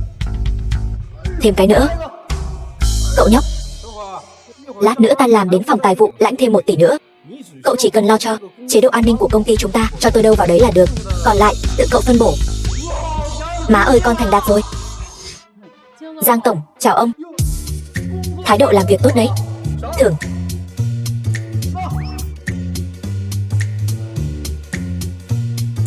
Con trai, mẹ có 5.000 vạn này, phải tiêu xài sao đây? Này Giang tổng, chúng ta đến đây để làm ăn mà. Ông không chỉ không ép lương nhân viên mà còn cho tiền như vậy. Số tiền này đủ không? Đủ với không đủ gì chứ. Người trẻ chúng ta làm doanh nghiệp, tầm nhìn phải rộng ra một chút. Vậy thì làm sao để điều hành công ty, ông biết không? Tôi nói cho ông biết, chính là cho nhân viên tất cả các chế độ đãi ngộ đều là tốt nhất, đắt nhất. Doanh nghiệp của tôi phải xây ở khu đất vàng tốt nhất, thuê cho tôi nhà thiết kế nước ngoài, ở ký túc xá nhân viên xây cho tôi loại tốt nhất, đắt nhất nhé. Thang máy đi thẳng vào nhà, ít nhất cũng phải 400 mét vuông. Các quang gì đó, mạng rộng vệ tinh gì đó, cái gì kết nối được thì cứ kết nối hết cho tôi. Rồi xây cho tôi một trường quý tộc nữa, giáo trình cứ lấy của Harvard mà dùng. Còn cả phòng khám đa khoa hạng 3 nữa. Toàn bộ 24 giờ túc trực. Chỉ một chữ thôi: đắt. Ngươi nói xem, một doanh nghiệp như vậy sao có thể không thành công được? Ta nói cho ngươi biết, công ty chúng ta chỉ có một tôn chỉ: không cầu tốt nhất, chỉ cầu đắt nhất. Chào Giang tổng. Mau nào, chúng tôi đảm bảo sẽ làm việc thật tốt. Người xem, nhiệt tình ghê chưa? Chào ông chủ. Tốt. Tên nhóc. Chào ông chủ. Tốt. The film was translated and narrated by M. Chào Giang tổng. Tốt. Nào Giang tổng, số tiền chúng ta mang đến hình như không đủ. Cái gì? Tiền không đủ? Vậy không mau đi rút đi, ta thiếu chút tiền này sao?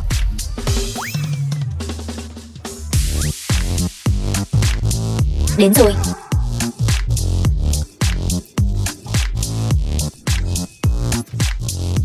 Tốt. Cầm số tiền này theo chức vụ trong công ty, toàn bộ phát xuống cho ta. Phòng họp hôm nay gọi mọi người đến công ty, chủ yếu là giúp ta quay lại.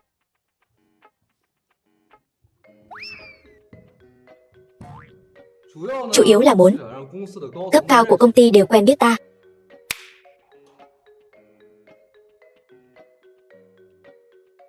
Hôm nay ta đến công ty chúng ta, ta phát hiện bảo vệ dưới lầu chúng ta một tháng chỉ có 3.000 đồng.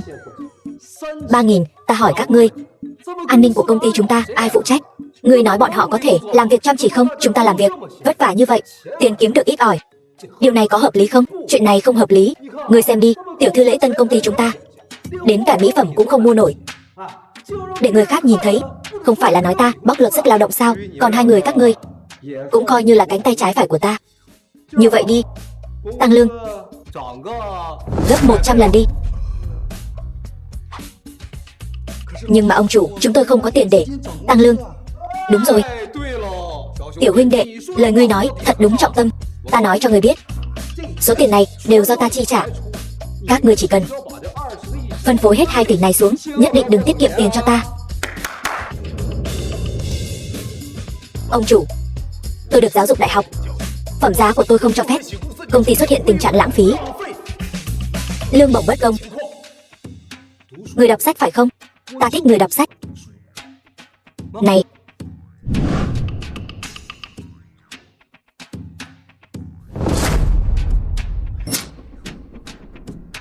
Giang tổng, ngài nhìn người thật chuẩn.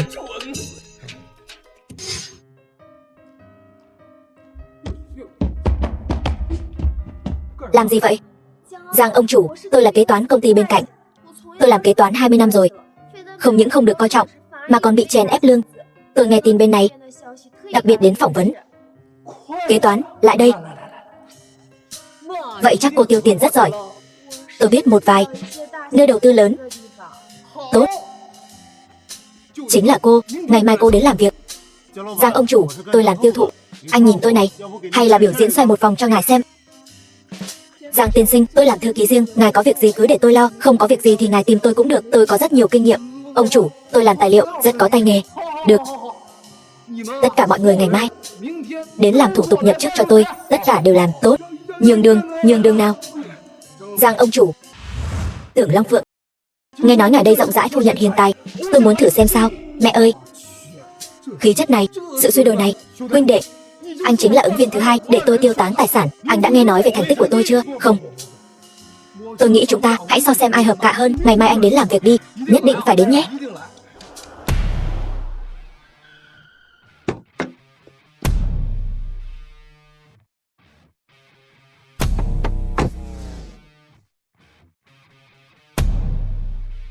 Đi làm.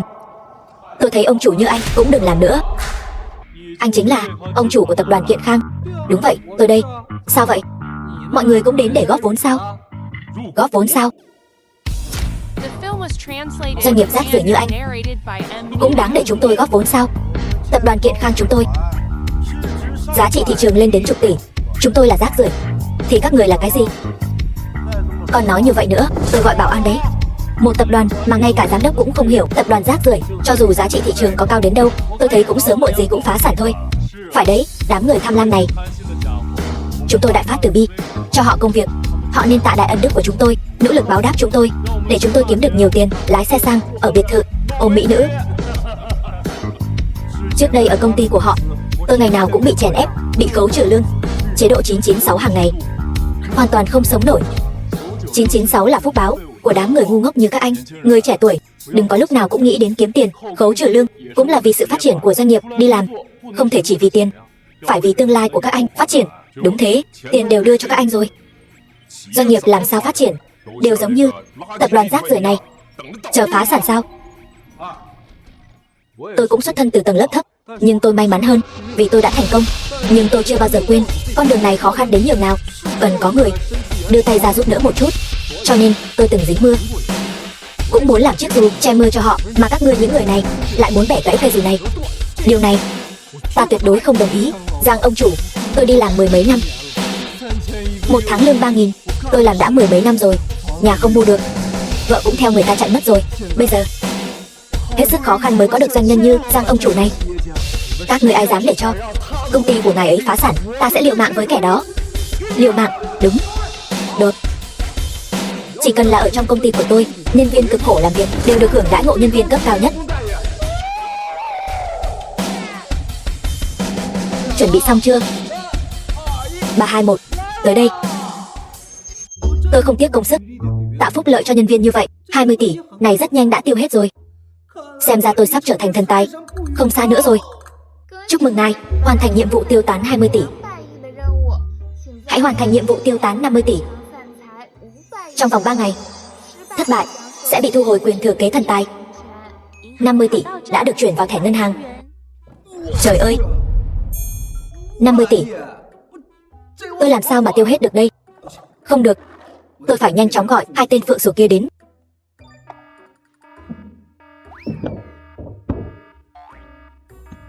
Giang tổng, ngài có gì dặn dò?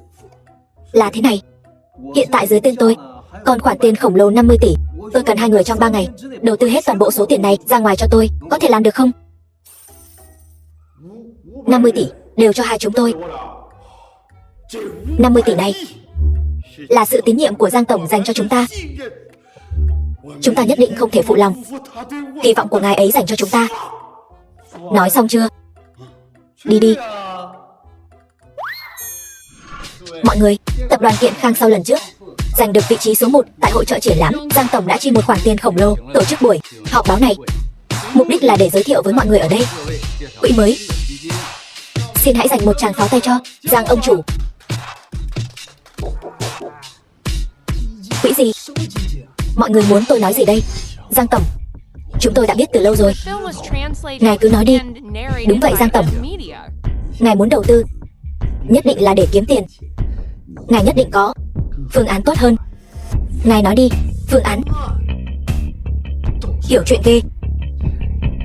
Xin chào mọi người, tôi chính là tân thủ phủ đế đô Giang Phong. Tôi biết mọi người đều rất ghét tôi, cho rằng tôi chỉ là một tên phú hào may mắn. Tôi chẳng cần làm gì cũng có thể sở hữu số tiền mà các người cả chục đời cũng không tiêu hết được. Sao lại nói ra câu này vậy? Đúng là đáng ăn đòn mà. Có tiền rồi hay ho lắm hả? Đúng, có tiền là có thể làm bất cứ điều gì mình muốn. Người dẫn chương trình, cản lại chút đi, đừng để họ lên đánh tôi. Tôi cũng muốn cho anh một bạt tai. Hôm nay tôi sẽ cho các bạn một cơ hội dùng tiền của tôi để thực hiện ước mơ của các bạn.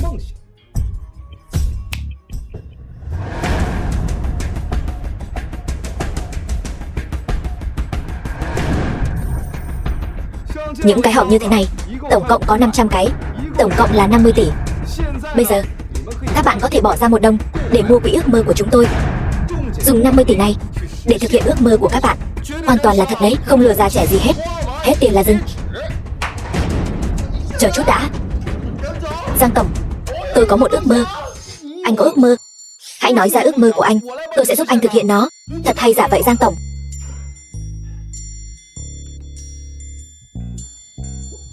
Tôi muốn đào xuyên qua dãy núi cao nhất thế giới. Cái này anh cứ nói tiếp đi Giang tổng. Cho tôi 2 phút để tôi giới thiệu sơ qua quy trình đã. Anh đợi đã, tôi cho anh 5 phút. Anh nói trước là đầu óc anh bị bệnh gì, cho tôi biết đã. Đây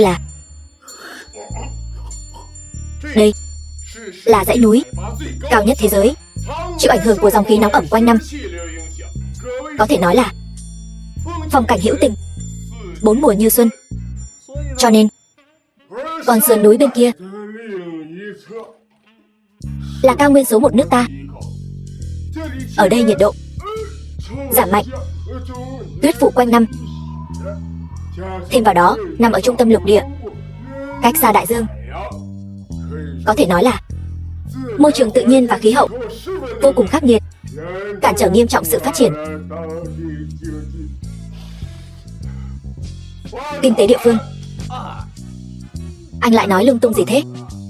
Giả sử, tôi nói là giả sử chúng ta đào xuyên qua dãy núi cao nhất thế giới. Đào xuyên qua không cần nhiều, chỉ 50 km thôi.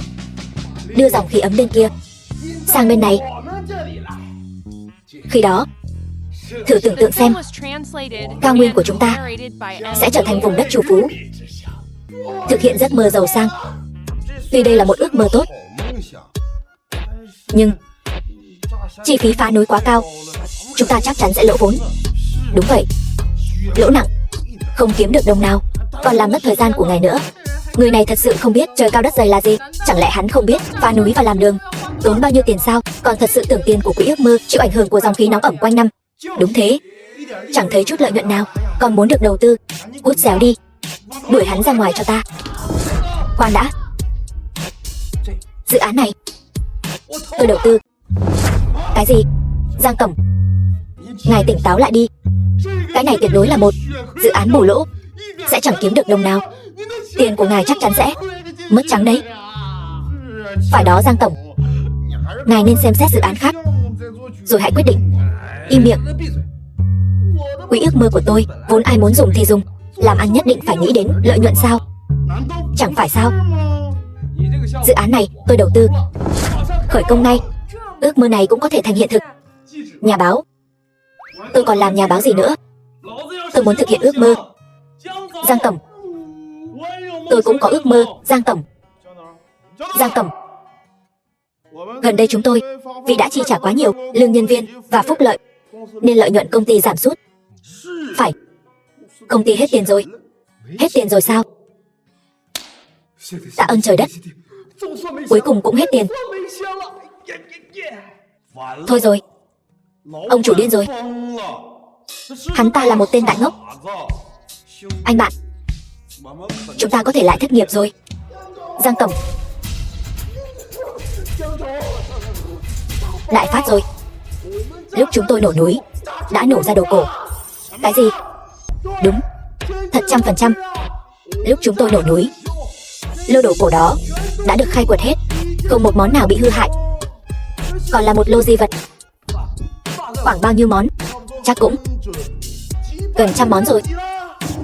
Tôi nghe mấy chuyên gia nói, hình như là đồ của mấy nghìn năm trước đấy.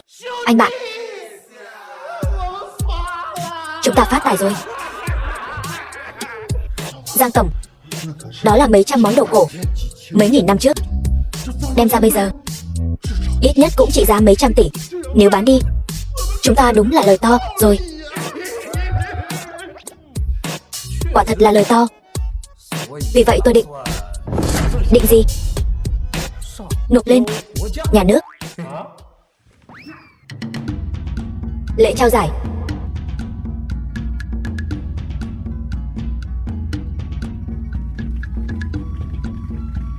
Giang phòng tiên sinh đã giao nộp toàn bộ số di vật trị giá hàng trăm tỷ cho nhà nước. Đã có công lao xuất sắc cho đất nước, được bình chọn là doanh nhân từ thiện xuất sắc. Khoan đã, doanh nhân xuất sắc là được rồi. Từ thiện xuất sắc, tôi thật sự không xứng. Tôi chỉ làm kinh doanh thôi, kể ra làm ăn thua lỗ thôi mà. Họ đã thực hiện được ước mơ của mình. Đó là bản lĩnh của người ta. Giang tiên sinh thật khiêm tốn. Tôi có gì mà khiêm tốn chứ? Tôi chỉ muốn thua lỗ thêm chút thôi. Dù sao thì ăn cũng là một loại phúc mà. Được rồi hai vị, chúng ta chụp ảnh chung nhé.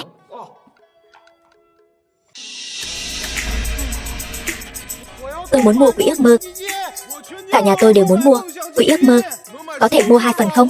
Tôi có rất nhiều ước mơ.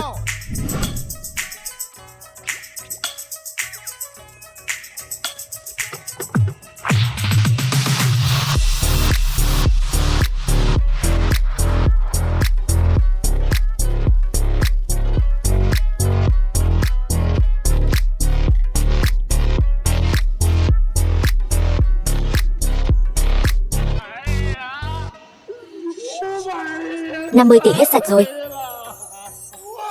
Tiền của chúng ta.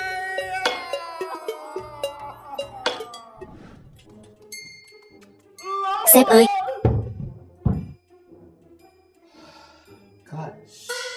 làm gì?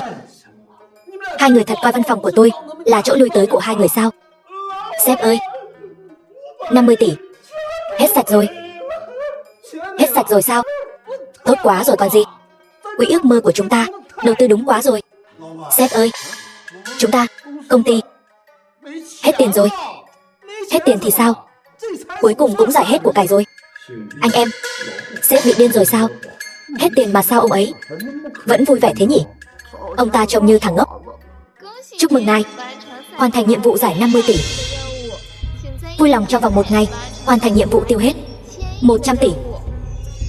Nếu thất bại, sẽ được thu hồi quyền thừa kế thần tài. Thẻ ngân hàng nhận được 100 tỷ.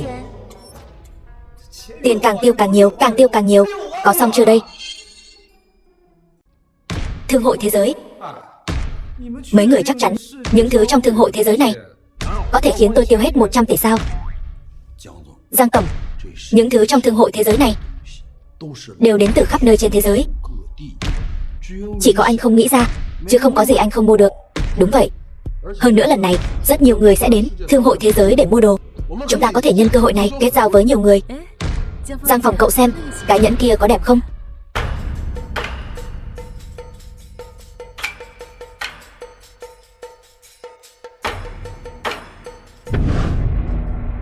Các người làm gì đấy? Sao còn xô người nữa? Cặp nhẫn này mới ra là tiểu thư Tamamazu nhà chúng tôi nhắm trúng rồi. Cô một người phụ nữ đại hạ thô tục, Tamamazu cũng xứng tranh với tiểu thư Tamamazu nhà chúng tôi. Cặp nhẫn này rõ ràng là tôi nhìn thấy trước. Các người có hiểu đến trước đến sau không hả? Đến trước đến sau. Tôi là quý tộc Nhật Bản đấy. Chồng tôi là nhân vật nổi tiếng đấy. Ngươi một kẻ ở Đại Hạ Quốc, thôn quê hẻo lánh, cũng dám nói chuyện đến trước đến sau với ta sao? Ta Mamazu tiểu thư, ta sẽ thay cô dạy dỗ con ngốc vô dụng này. Ta dám động vào nữ nhân của ta, ngươi chán sống rồi phải không? Ngươi biết ta là ai không? Ta cần gì biết ngươi là ai? Dám động vào vợ của ta, ta sẽ cho ngươi trả giá gấp bội. Hóa ra là trượng phu của con nha đầu thôn quê này. Xem ra cũng chẳng ra gì. Chắc là dựa vào vận may mới có được tấm vé vào thương hội thế giới. Hai đứa ngu xuẩn, các ngươi đã thành công chọc giận chúng ta rồi. Từ giờ trở đi, chúng ta sẽ tước đoạt quyền được sống của các ngươi. Sống.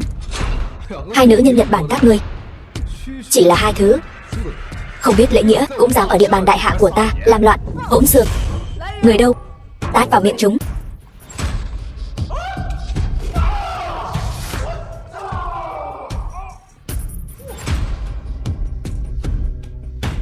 Giang tổng, đến cứu giá hơi muộn rồi. Trời đất, không ngờ huynh lại đánh hay như vậy. Biết chút ít công phu thôi. Nếu chúng ta luôn đi theo bên cạnh phu nhân thì hai nữ nhân này đã không có cơ hội ra tay rồi. Đúng vậy, trách chúng ta. Bây giờ vệ sĩ của ngươi đều đã gục hết rồi, ta cho ngươi một cơ hội. Quỳ xuống xin lỗi ta, ta có thể cân nhắc tha cho ngươi một mạng. Lũ tiện dân các ngươi dám uy hiếp ta sao? Ngươi tưởng mình là cái thá gì? Người Đại Hạ Quốc đều là một lũ mang di mọi dợ. Đợi trượng phu của ta Mamazu tiểu thư đến đây, các ngươi đều phải ngủm chán sống. Là để trả lại cái tát ngươi đã đánh Tiểu Tuyết. Cái tát này là để tát kẻ dám sỉ nhục Đại Hạ Quốc. Cái tát cuối cùng này là tát kẻ không phân biệt được chủ thứ, mắt cầu nhìn người thấp. Ta Mamazu tiểu thư, hắn đánh ta chính là coi thường cô đấy. Tốt lắm, dám đánh người của ta. Xem ra người thật sự không muốn sống nữa rồi. Sao hả? Ra phòng ta làm việc mà còn phải nhìn sắc mặt của chủ cậu sao? Hay cho một gian phòng. Trượng phu của ta chính là Kochizo, bồi thần của Nhật Bản Thương hội. Trượng phu của cô ta lại là Kochizo sao? Nghe nói Kochizo thuộc Nhật Bản Thương hội, là thương hội lớn thứ hai chỉ sau Cửu Long Thương hội. Hắn dám đắc tội với thê tử của Kochizo, hắn tiêu đời rồi. Người nghe rõ chưa? Trượng phu của ta chính là nhân trung long phượng, vạn người mới có một. Thành tựu của chàng là thứ ngươi không thể với tới được. Sao cơ? Nhật Bản Thương hội lợi hại lắm sao? Đồ vô dụng. Nhật Bản Thương hội dĩ nhiên lợi hại. Những kẻ có thể gia nhập Nhật Bản Thương hội đều là những nhân vật lớn mà ngươi không thể đắc tội. Vậy chẳng phải vẫn kém hơn Cửu Long Thương hội sao? Và lại, Cửu Long Thương hội đó chẳng phải vẫn chưa đáng giá bằng công ty chúng ta sao? Láo xược. Chỉ dựa vào đám phế vật các ngươi cũng xứng hạ thấp Nhật Bản Thương hội vĩ đại chúng ta. Phải đó. Nếu các người thật sự lợi hại hơn những phú hào của Cửu Long Thương hội đến dự Thương hội thế giới thì đã được tiếp đón ở phòng VIP trên tầng 2 rồi. Còn có chuyện này nữa sao?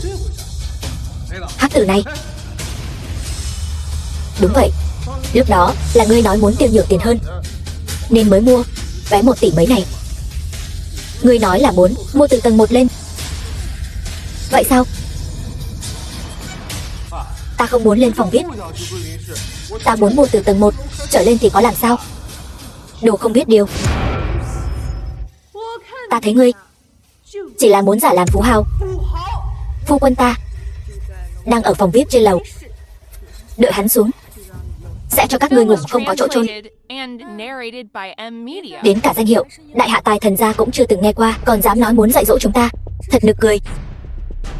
Đại Hạ Tài Thần gia thật buồn cười. Chẳng sợ nổ banh xác sao? Cả ta còn chưa từng thấy nhân vật nào như vậy. Đợi Kochizo đến, hắn chắc chắn sẽ ngủ. Bọn họ đều chưa từng nghe nói đến ngươi mà còn dám nói mình là nhân vật lớn. Thân phận của ta không cần ai ai cũng biết.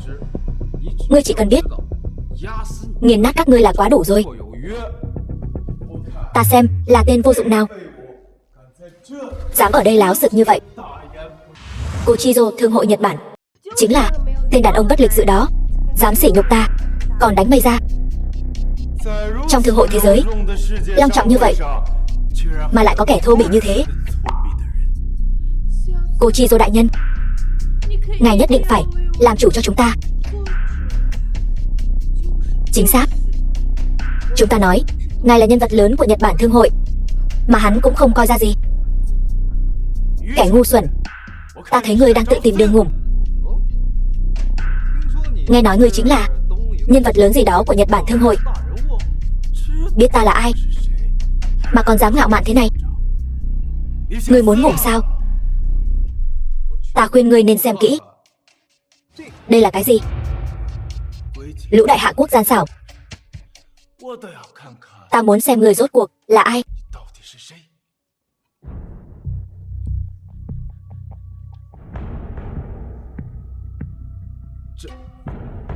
Cái này sao có thể?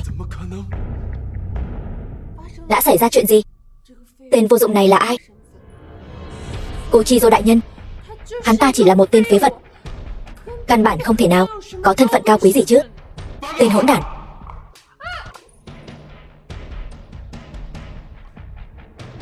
Vị này cầm chính là thẻ đen có hạn mức cao nhất của đại hạ,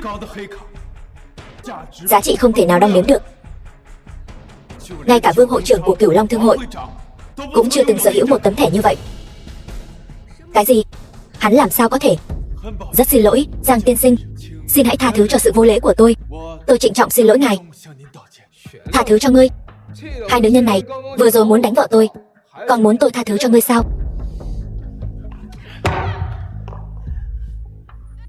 Giang tiên sinh, là tôi có mắt như mù, xin ngài hãy tha cho tôi, một tiểu quốc Nhật Bản nho nhỏ, còn muốn cưỡi lên đầu đại hạ quốc ta làm càn. Thật sự là không phân biệt được chủ thứ. Giang tiên sinh, van xin ngài tha cho tôi. Tôi là người của Nhật Bản Thương hội, còn xin ngài nể mặt. Nhật Bản Thương hội chỉ cần nhìn vào việc ngươi sỉ nhục đại hạ, tội ngươi đã không thể tha. Ta muốn xem thử là ai dám đánh người của Nhật Bản Thương hội ta. Ishida, Thương hội Nhật Bản. Tên hỗn láo.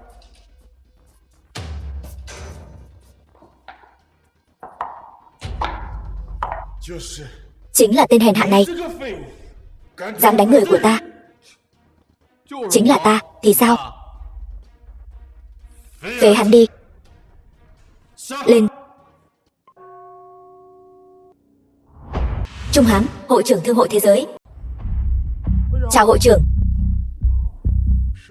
Là cô Chizo mạo phạm trước, còn Giang tiên sinh thuộc về phòng vệ. Ngươi nếu ở đây động thủ sẽ vi phạm quy tắc của Thương hội Thế giới. Quy tắc. The film was translated and narrated by M Media.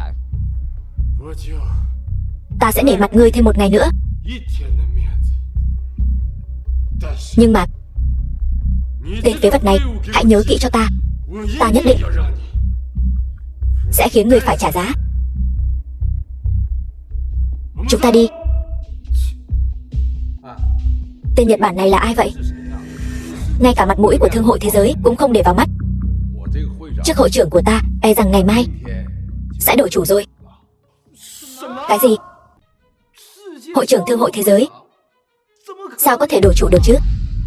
Thương hội Thế giới này cứ 5 năm sẽ đem ra 51% cổ phần tiến hành đấu giá, mà người nào trả giá cao nhất sẽ trở thành hội trưởng kế nhiệm của Thương hội Thế giới, mà ngày mai chính là lúc Thương hội Thế giới tiến hành đấu giá lần nữa. Có gì đâu chứ, đại hạ chúng ta có nhiều người như vậy, còn sợ bọn họ sao? Phải, người vừa rồi xảy ra xung đột với mọi người, hắn ta tên là Ishida, là hội trưởng của Nhật Bản Thương hội. Hiện tại Nhật Bản Thương hội là thủ phủ giàu nhất thế giới. Nếu bọn họ có được cổ phần của Thương hội Thế giới, e là khi đó chúng ta sẽ bị cấm vận kinh tế, vĩnh viễn không có ngày ngóc đầu lên được.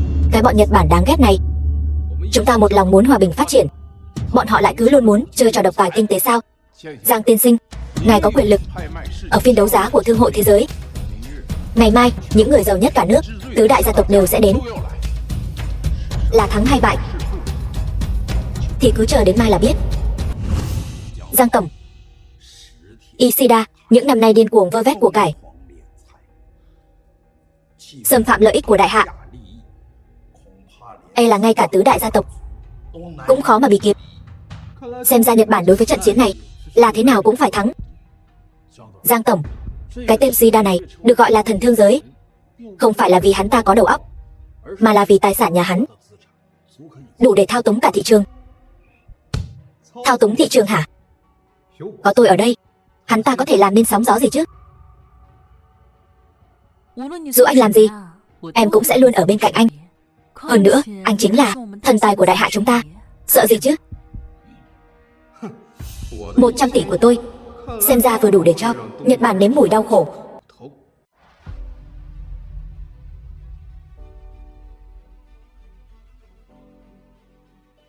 Tần Đông, gia chủ Tần gia. Hoàng Thiên, gia chủ Hoàng gia. Trương Hưng, gia chủ Trương gia. Lý Bộ Vĩ, gia chủ Lý gia. Hoàng Cực, người Hoàng gia. Ngươi chính là tên nhà giàu mới nổi Giang Phong. Ngươi nói ai là đồ nhà giàu? Ta đây, sao nào? Chuyện của ngươi ở đế đô, ta nghe nói rồi. Chẳng qua chỉ là một tên nhà giàu mới nổi thôi mà, chả hiểu gì về đầu tư kinh doanh. Số tiền ít ỏi của ngươi có phải là tiêu hết rồi không? Vậy thì sao? Vậy nên, buổi đấu giá hôm nay, ngươi cứ đứng đó mà nheo mắt lại, để cho ngươi xem tứ đại gia tộc chúng ta cơ nghiệp mấy chục đời, nhất định khiến cho tên lính quèn Nhật Bản kia phải bỏ chạy thục mạng. Vậy ta dĩ nhiên rất vui lòng được chứng kiến. Hy vọng đến lúc đó, ngươi đừng có nuốt lời đấy nhé. Tứ đại gia tộc chúng ta chưa bao giờ nuốt lời cả. Hắn ta dù không tham gia phiên đấu giá này, cũng phải trả giá. Đợi khi nào Thương hội Nhật Bản chúng ta đấu giá được cổ phần của Thương hội thế giới, sẽ lần lượt trừng phạt các ngươi. Đến lúc đó, tất cả các ngươi đều sẽ phá sản. Còn ngươi, thằng nhóc thối, ngươi dám đánh người của ta, đến lúc đó, ta nhất định sẽ giày vò ngươi. Sống không bằng ngủng. Ngươi nói khoác không biết ngượng. Ngươi cái tên không biết điều. Lát nữa đừng có khóc nhè đấy, tìm tứ đại gia tộc chúng ta đấy nhé. Ngươi cũng vậy thôi. Tất cả người đại hạ các ngươi đều phải ngủng. Được. Đợi khi tứ đại gia tộc chúng ta thắng rồi, ta nhất định sẽ cho bọn Nhật Bản các ngươi biết tay. Quyền kiểm soát Thương hội thế giới, giá khởi điểm 10 tỷ. Mỗi lần tăng giá không được thấp hơn 1 tỷ. Cá cược giữa hai nước được thiết lập. Phiên đấu giá bắt đầu. Đi thôi.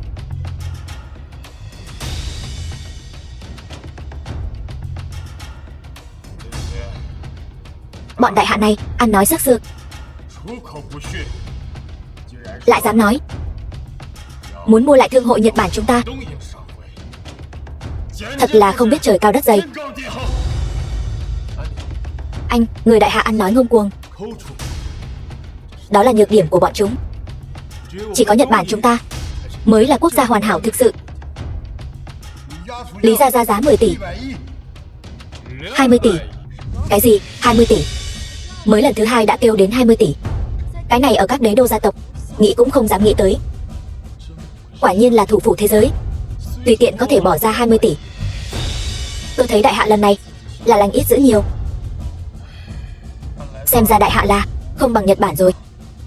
Không bằng sớm đầu hàng Nhật Bản. Như vậy còn có thể hút chút canh. Chính là bởi vì có những tên phế vật như các ngươi, Nhật Bản mới dám đứng trên đầu đại hạ chúng ta mà vanh váo tự đắc. Giang tổng, tôi điều tra được, lần này tổng tài sản của hai bên rõ ràng là Nhật Bản chiếm ưu thế hơn. Sao lại như vậy?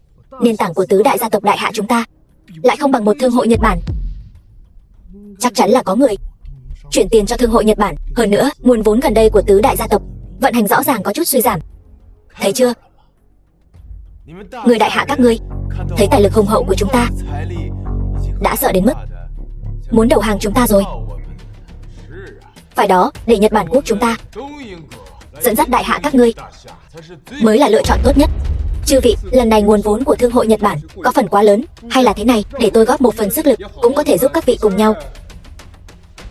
Người một tên nhà giàu mới nổi còn con, cũng xứng cùng tứ đại gia tộc chúng ta cùng nhau ra giá. Chút tiền ấy của ngươi còn không đủ cho ta rửa chân. Ngươi, nền tảng của tứ đại gia tộc chúng ta, không phải ai cũng có thể giúp được. Còn có lần sau, ta sẽ lập tức xử lý ngươi. Quốc vận đối chiến, ngươi lại coi như trò đùa, nhất ý cô hành. Ngươi muốn hại đại hạ sao? Tứ đại gia tộc chúng ta không cần chút tiền ấy của ngươi đến giúp. Cho dù người Nhật Bản thắng, cũng không đến lượt ngươi lên mặt dạy đời. Hiểu chưa? Cút.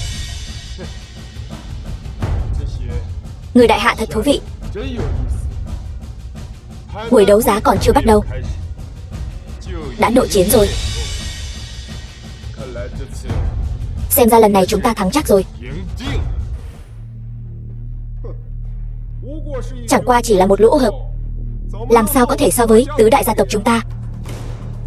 Vẫn là cháu trai ta có khí phách. Vậy cái giá này, ngươi ra giá đi. Được, hoàng gia chúng ta ra giá 40 tỷ. Tên đại hạ này, vậy mà có thể bỏ ra 40 tỷ. Xem ra vẫn có chút bản lĩnh. Yên tâm đi, 40 tỷ đã là giới hạn của người đại hạ bọn chúng rồi. Đừng vội, 40 tỷ, đế đô khi nào lại xuất hiện một vị phú hào như vậy? Phải, người Nhật Bản so với phú hào đại hạ vẫn còn kém xa. Điều đó chưa chắc. Tôi nghe nói tứ đại gia tộc này không hề hòa thuận, nhưng Thương hội Nhật Bản lại đồng lòng muốn giành được Thương hội thế giới.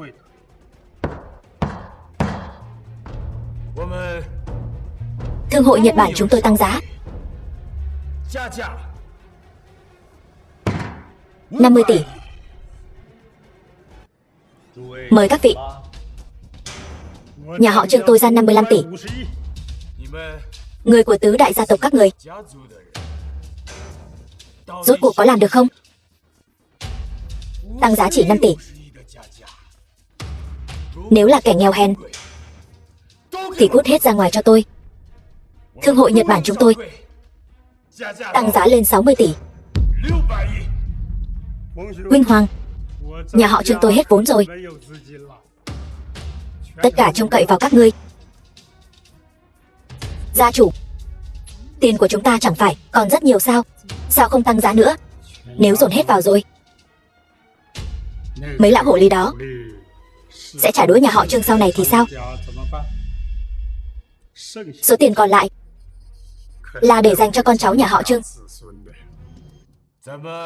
Sao chậm thế?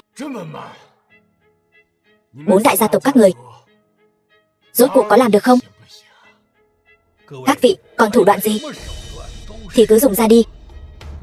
Nếu không thì người của một tiểu quốc Nhật Bản cũng có thể leo lên đầu chúng ta.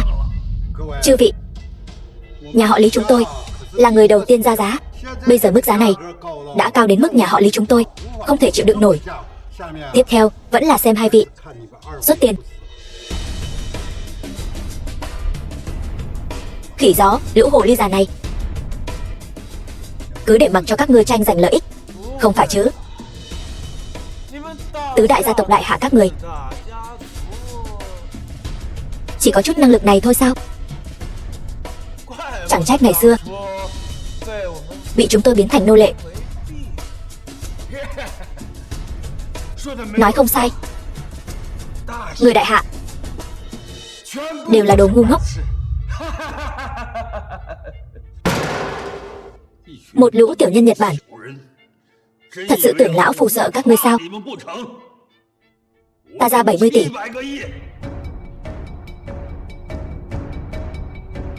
Tốt. Thật không ngờ các ngươi lại có thể bỏ ra 70 tỷ. Đã vượt quá dự đoán của ta. Nhưng Nhật Bản quốc chúng ta tuyệt đối sẽ không thua. Ta ra 80 tỷ. 80 tỷ. Ông ơi, nhà họ Hoàng chúng ta còn tiền không? Ra giá đi. Hết rồi. Nếu lúc này mà còn tăng giá thì sẽ động đến vốn liếng của chúng ta. Lũ hồ ly già này đều đang nhìn chằm chằm vào chúng ta. Vậy nên tứ đại gia tộc đại hạ chúng ta không một ai có thể bỏ tiền ra. Không thể, điều này không thể nào. The film was translated Lũ phế vật đó có thể and cưỡi lên đầu ta sao? narrated by M Media. Ta thấy tứ đại gia tộc Đại Hạ cũng chỉ đến thế mà thôi. Đều là một lũ phế vật. Phải rồi, xem ra Nhật Bản chúng ta xứng đáng là bá chủ thế giới. Đợi ta mua lại thương hội thế giới, lũ ngu ngốc các ngươi đều sẽ là nô bộc của ta. Phải. Đến lúc đó, tiền của Đại Hạ là của chúng ta. Phụ nữ Đại Hạ cũng là của chúng ta. Chúng ta muốn chơi thế nào thì chơi thế nấy.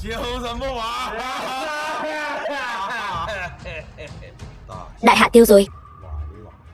80 tỷ, chúng ta đế đô. Tứ đại gia tộc ngay cả 80 tỷ cũng không lấy ra được sao? Đại Hạ tiêu đời rồi. Chúng ta bây giờ nhanh định bợ người Nhật Bản đi. Như vậy, khi Đại Hạ bị chế tay, chúng ta cũng có thể dễ chịu hơn một chút. Ishida tiên sinh, tôi nguyện góp toàn bộ vốn vào thương hội Nhật Bản. Xin ngài cho một con đường sống. Một lũ xù nịnh, xương cốt các ngươi đều mềm nhũn sao? Muốn quỳ mãi sao? Vậy ngươi nói làm thế nào? Đại Hạ tiêu đời đã là định cục. Ngươi đồ ngu ngốc nói cái gì vậy? Chút cống hiến cũng không có, còn dám nói chúng ta. Cho dù tứ đại gia tộc thua, ngươi vẫn bị ta dẫm dưới chân, đồ ngu ngốc. Ta Giang Phong, đại diện Đại Hạ, tuyên chiến với các ngươi. Thôi đi. Đại Hạ đã như vậy rồi, còn ở đây làm hề nhảy nhót. Cút cho ta. Ngươi câm miệng cho ta. Đại Hạ ta, lịch sử lâu đời, lễ nghi chỉ băng, đứng đầu thế giới. Nhân dân của Đại Hạ phải tự tin, kiêu hãnh.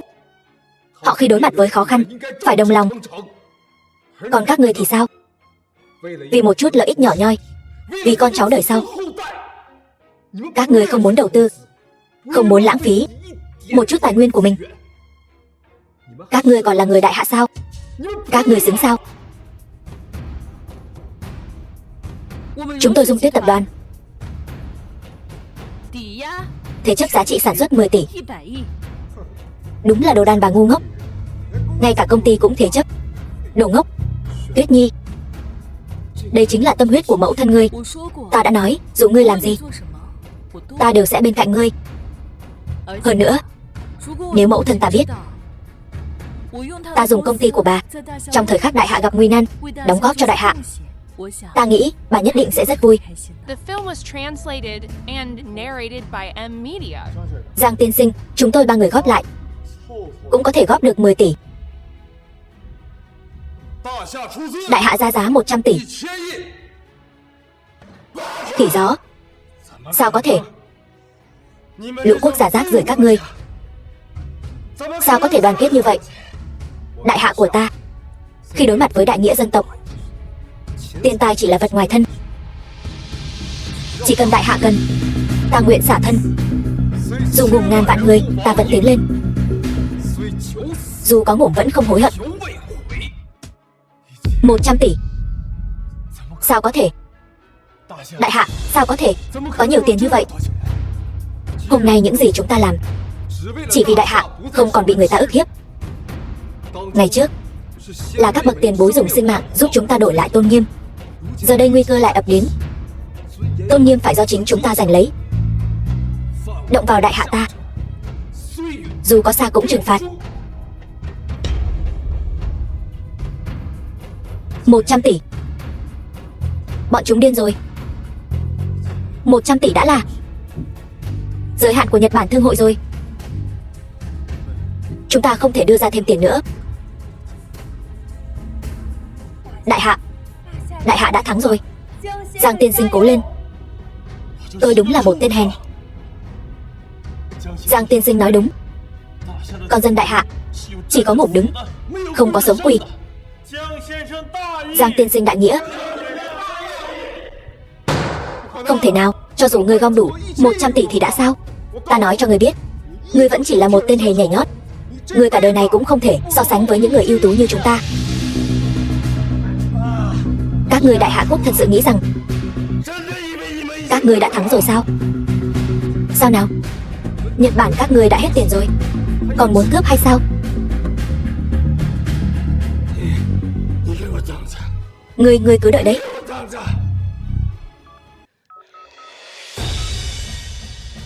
Alo, ta là Ishida.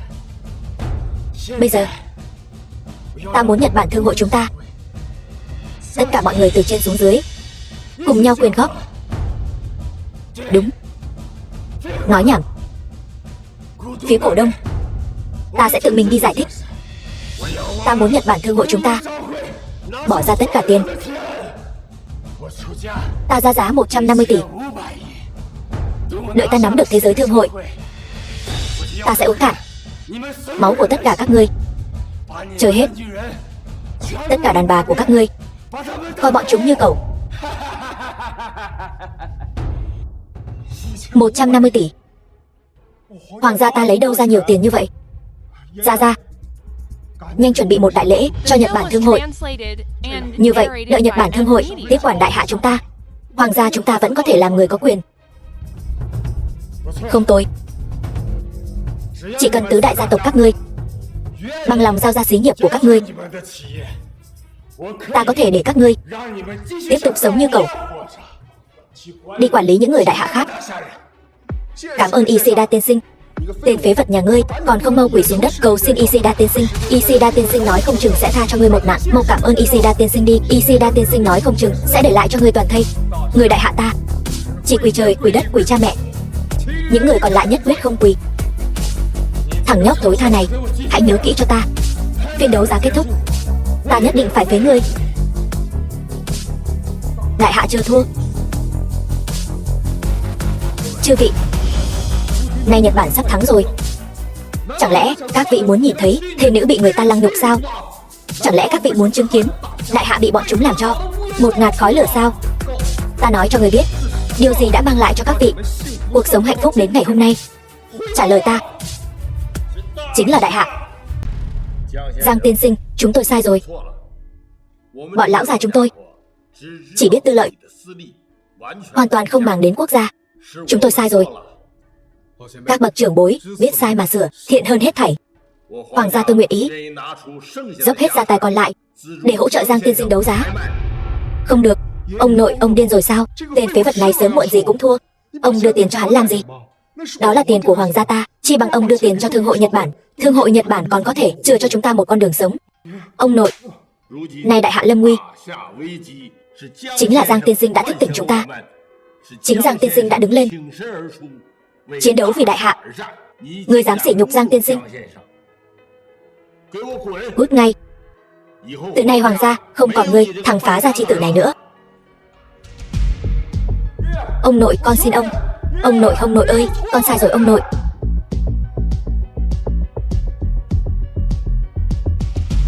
Chúng tôi cũng nguyện ý giúp đỡ Giang tiên sinh, cùng nhau bảo vệ đại hạ. Đại hạ chúng tôi xin trả 200 tỷ.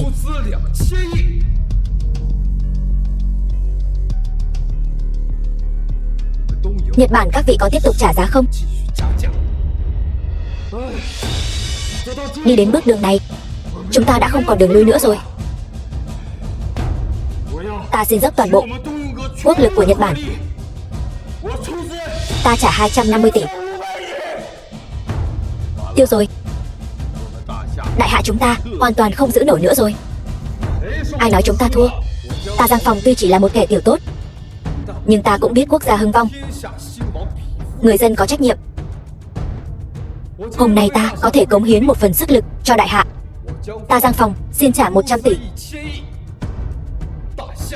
Đại hạ trả 300 tỷ. Tốt.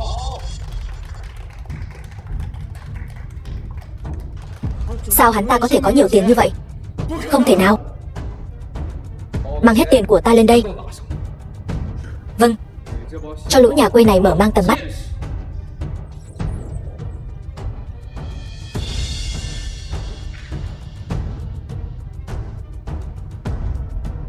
Tiếp tục đấu giá. Làm sao hắn ta có thể có nhiều tiền như vậy được?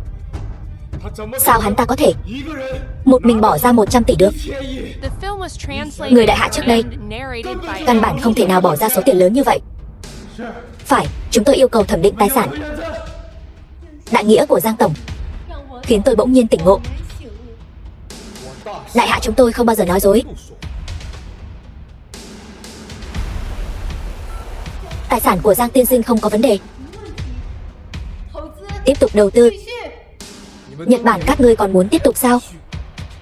Nước Nhật Bản chúng tôi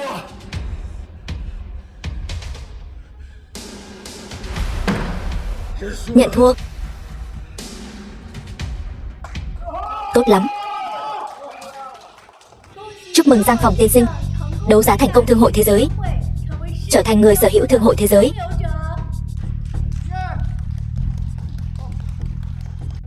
Đồng thời chúng tôi xin chúc mừng Giang Phòng tiên sinh trở thành người giàu nhất thế giới, người đầu tiên kết hợp tứ đại gia tộc cùng nhau chống lại kẻ thù. Hay lắm. Giang Phòng tiên sinh, ngài với tư cách là người giàu nhất thế giới có cảm nghĩ gì không? Giang tiên sinh làm thế nào để trở thành người giàu nhất thế giới vậy? Có thể truyền thụ chút kinh nghiệm không? Chư vị, tôi không phải là người giàu nhất thế giới. Đại hạ có được ngày hôm nay thực ra là nhờ sự đóng góp của mỗi người. Tôi là người đầu tiên xông ra là bởi vì tôi yêu đại hạ. Kỳ thực mỗi người đều biết, nếu hôm nay Nhật Bản thắng, đại hạ sẽ tiêu đời. Nhưng luôn có những kẻ xu nịnh muốn hút máu đại hạ, nhưng cuối cùng cũng tỉnh ngộ. Tôi tin rằng họ hẳn là biết, họ vẫn yêu mảnh đất này, họ không thể rời xa nơi này. Tôi không phải một mình đánh bại Nhật Bản, đằng sau tôi là hàng ngàn hàng vạn người. Chỉ cần có họ ở đó, đại hạ sẽ không thua. Hay lắm. Đi thôi, dẫn người đi ăn ngon. Được.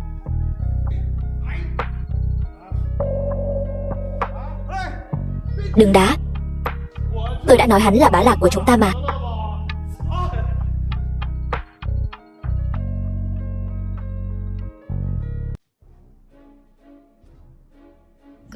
Chúc mừng ngài đã hoàn thành khảo nghiệm giải tiền cuối cùng của thần tài.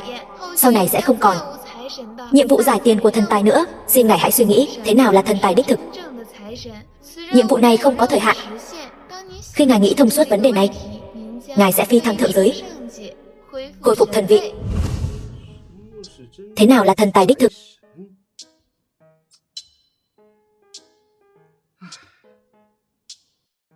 Sao vậy?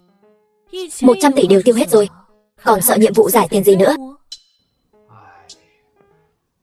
Lần này không phải giải tiền nữa, mà là để tôi suy nghĩ. Thần tài đích thực là gì?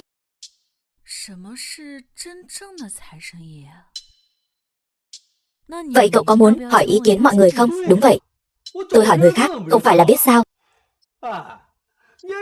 Em đúng là phúc tinh của tôi. Mọi người nói cho tôi biết thần tài là gì. Tôi nghĩ chỉ cần đối với chúng ta đầu tư có hồi đáp chính là thần tài đích thực. Không đúng, chỉ cần có chút hồi đáp đó chính là thần tài. Đúng.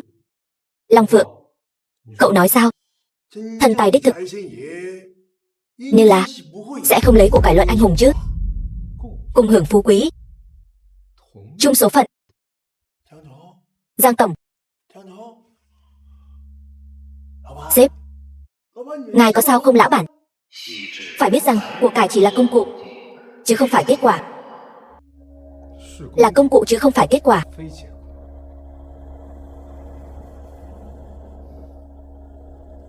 Ta không sao. Ba người các ngươi làm việc cho tốt vào. Hôm nay có việc gì cũng đừng làm phiền ta. Ta ra ngoài đi dạo một chút.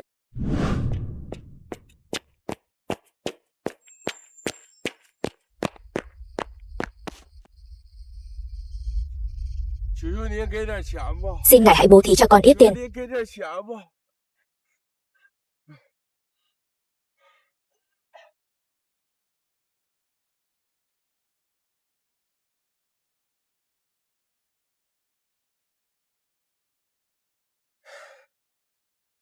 Đơn này quá hạn rồi, lại bị khiếu nại nữa rồi.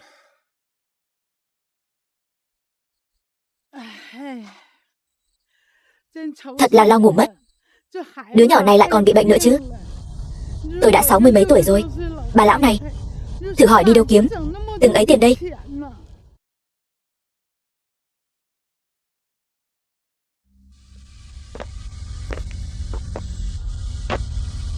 Đừng đưa tôi đến bệnh viện nữa. Cứ để tôi ngủ đi cho rồi. Nhà ta đã hết tiền rồi.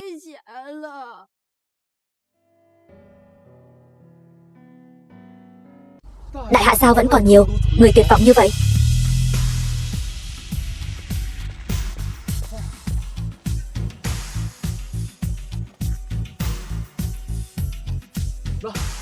Có tiền rồi. Lũ trẻ ở nhà cũng được ăn cơm rồi. Tiền.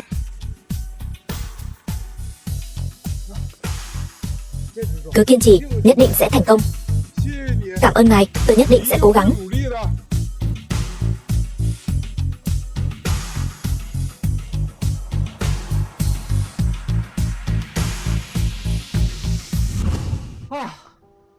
Vậy là mỗi người bọn họ đều có thể đi khám bệnh, con cái đều được đi học rồi.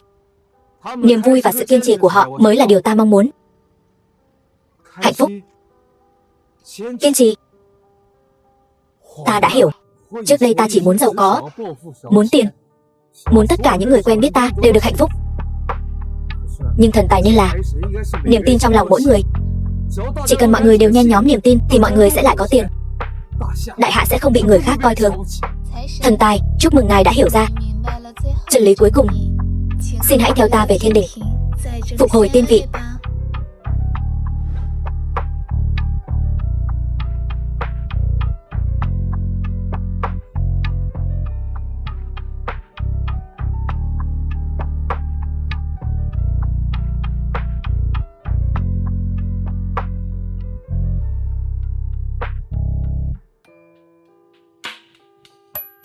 Ta quyết định từ bỏ tiên vị.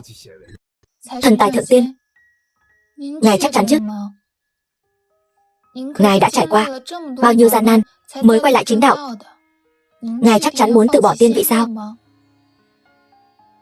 Ta chắc chắn. Vì ta đã tìm thấy thứ quan trọng hơn tiên vị.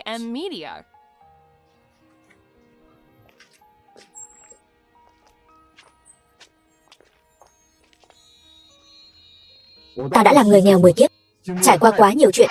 Ta nên hiểu mỗi người muốn gì. Nhưng sau khi có tiền, ta lại quên mất cuộc sống của người nghèo. Vì vậy ta định ở lại, tạo phúc cho xã hội, tạo phúc cho cả đại hạ. Hơn nữa, ta đã có người mình yêu. Ta không về thiên đình với người đâu. Vậy, quyết định của thượng tiên, ta sẽ bật báo lại. Tạm biệt.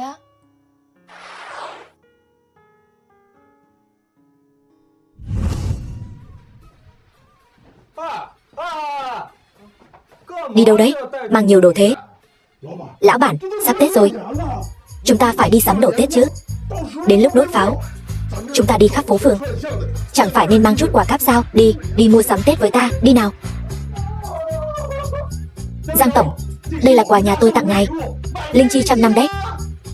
Trời ơi, vậy còn không mau đi sắm Tết?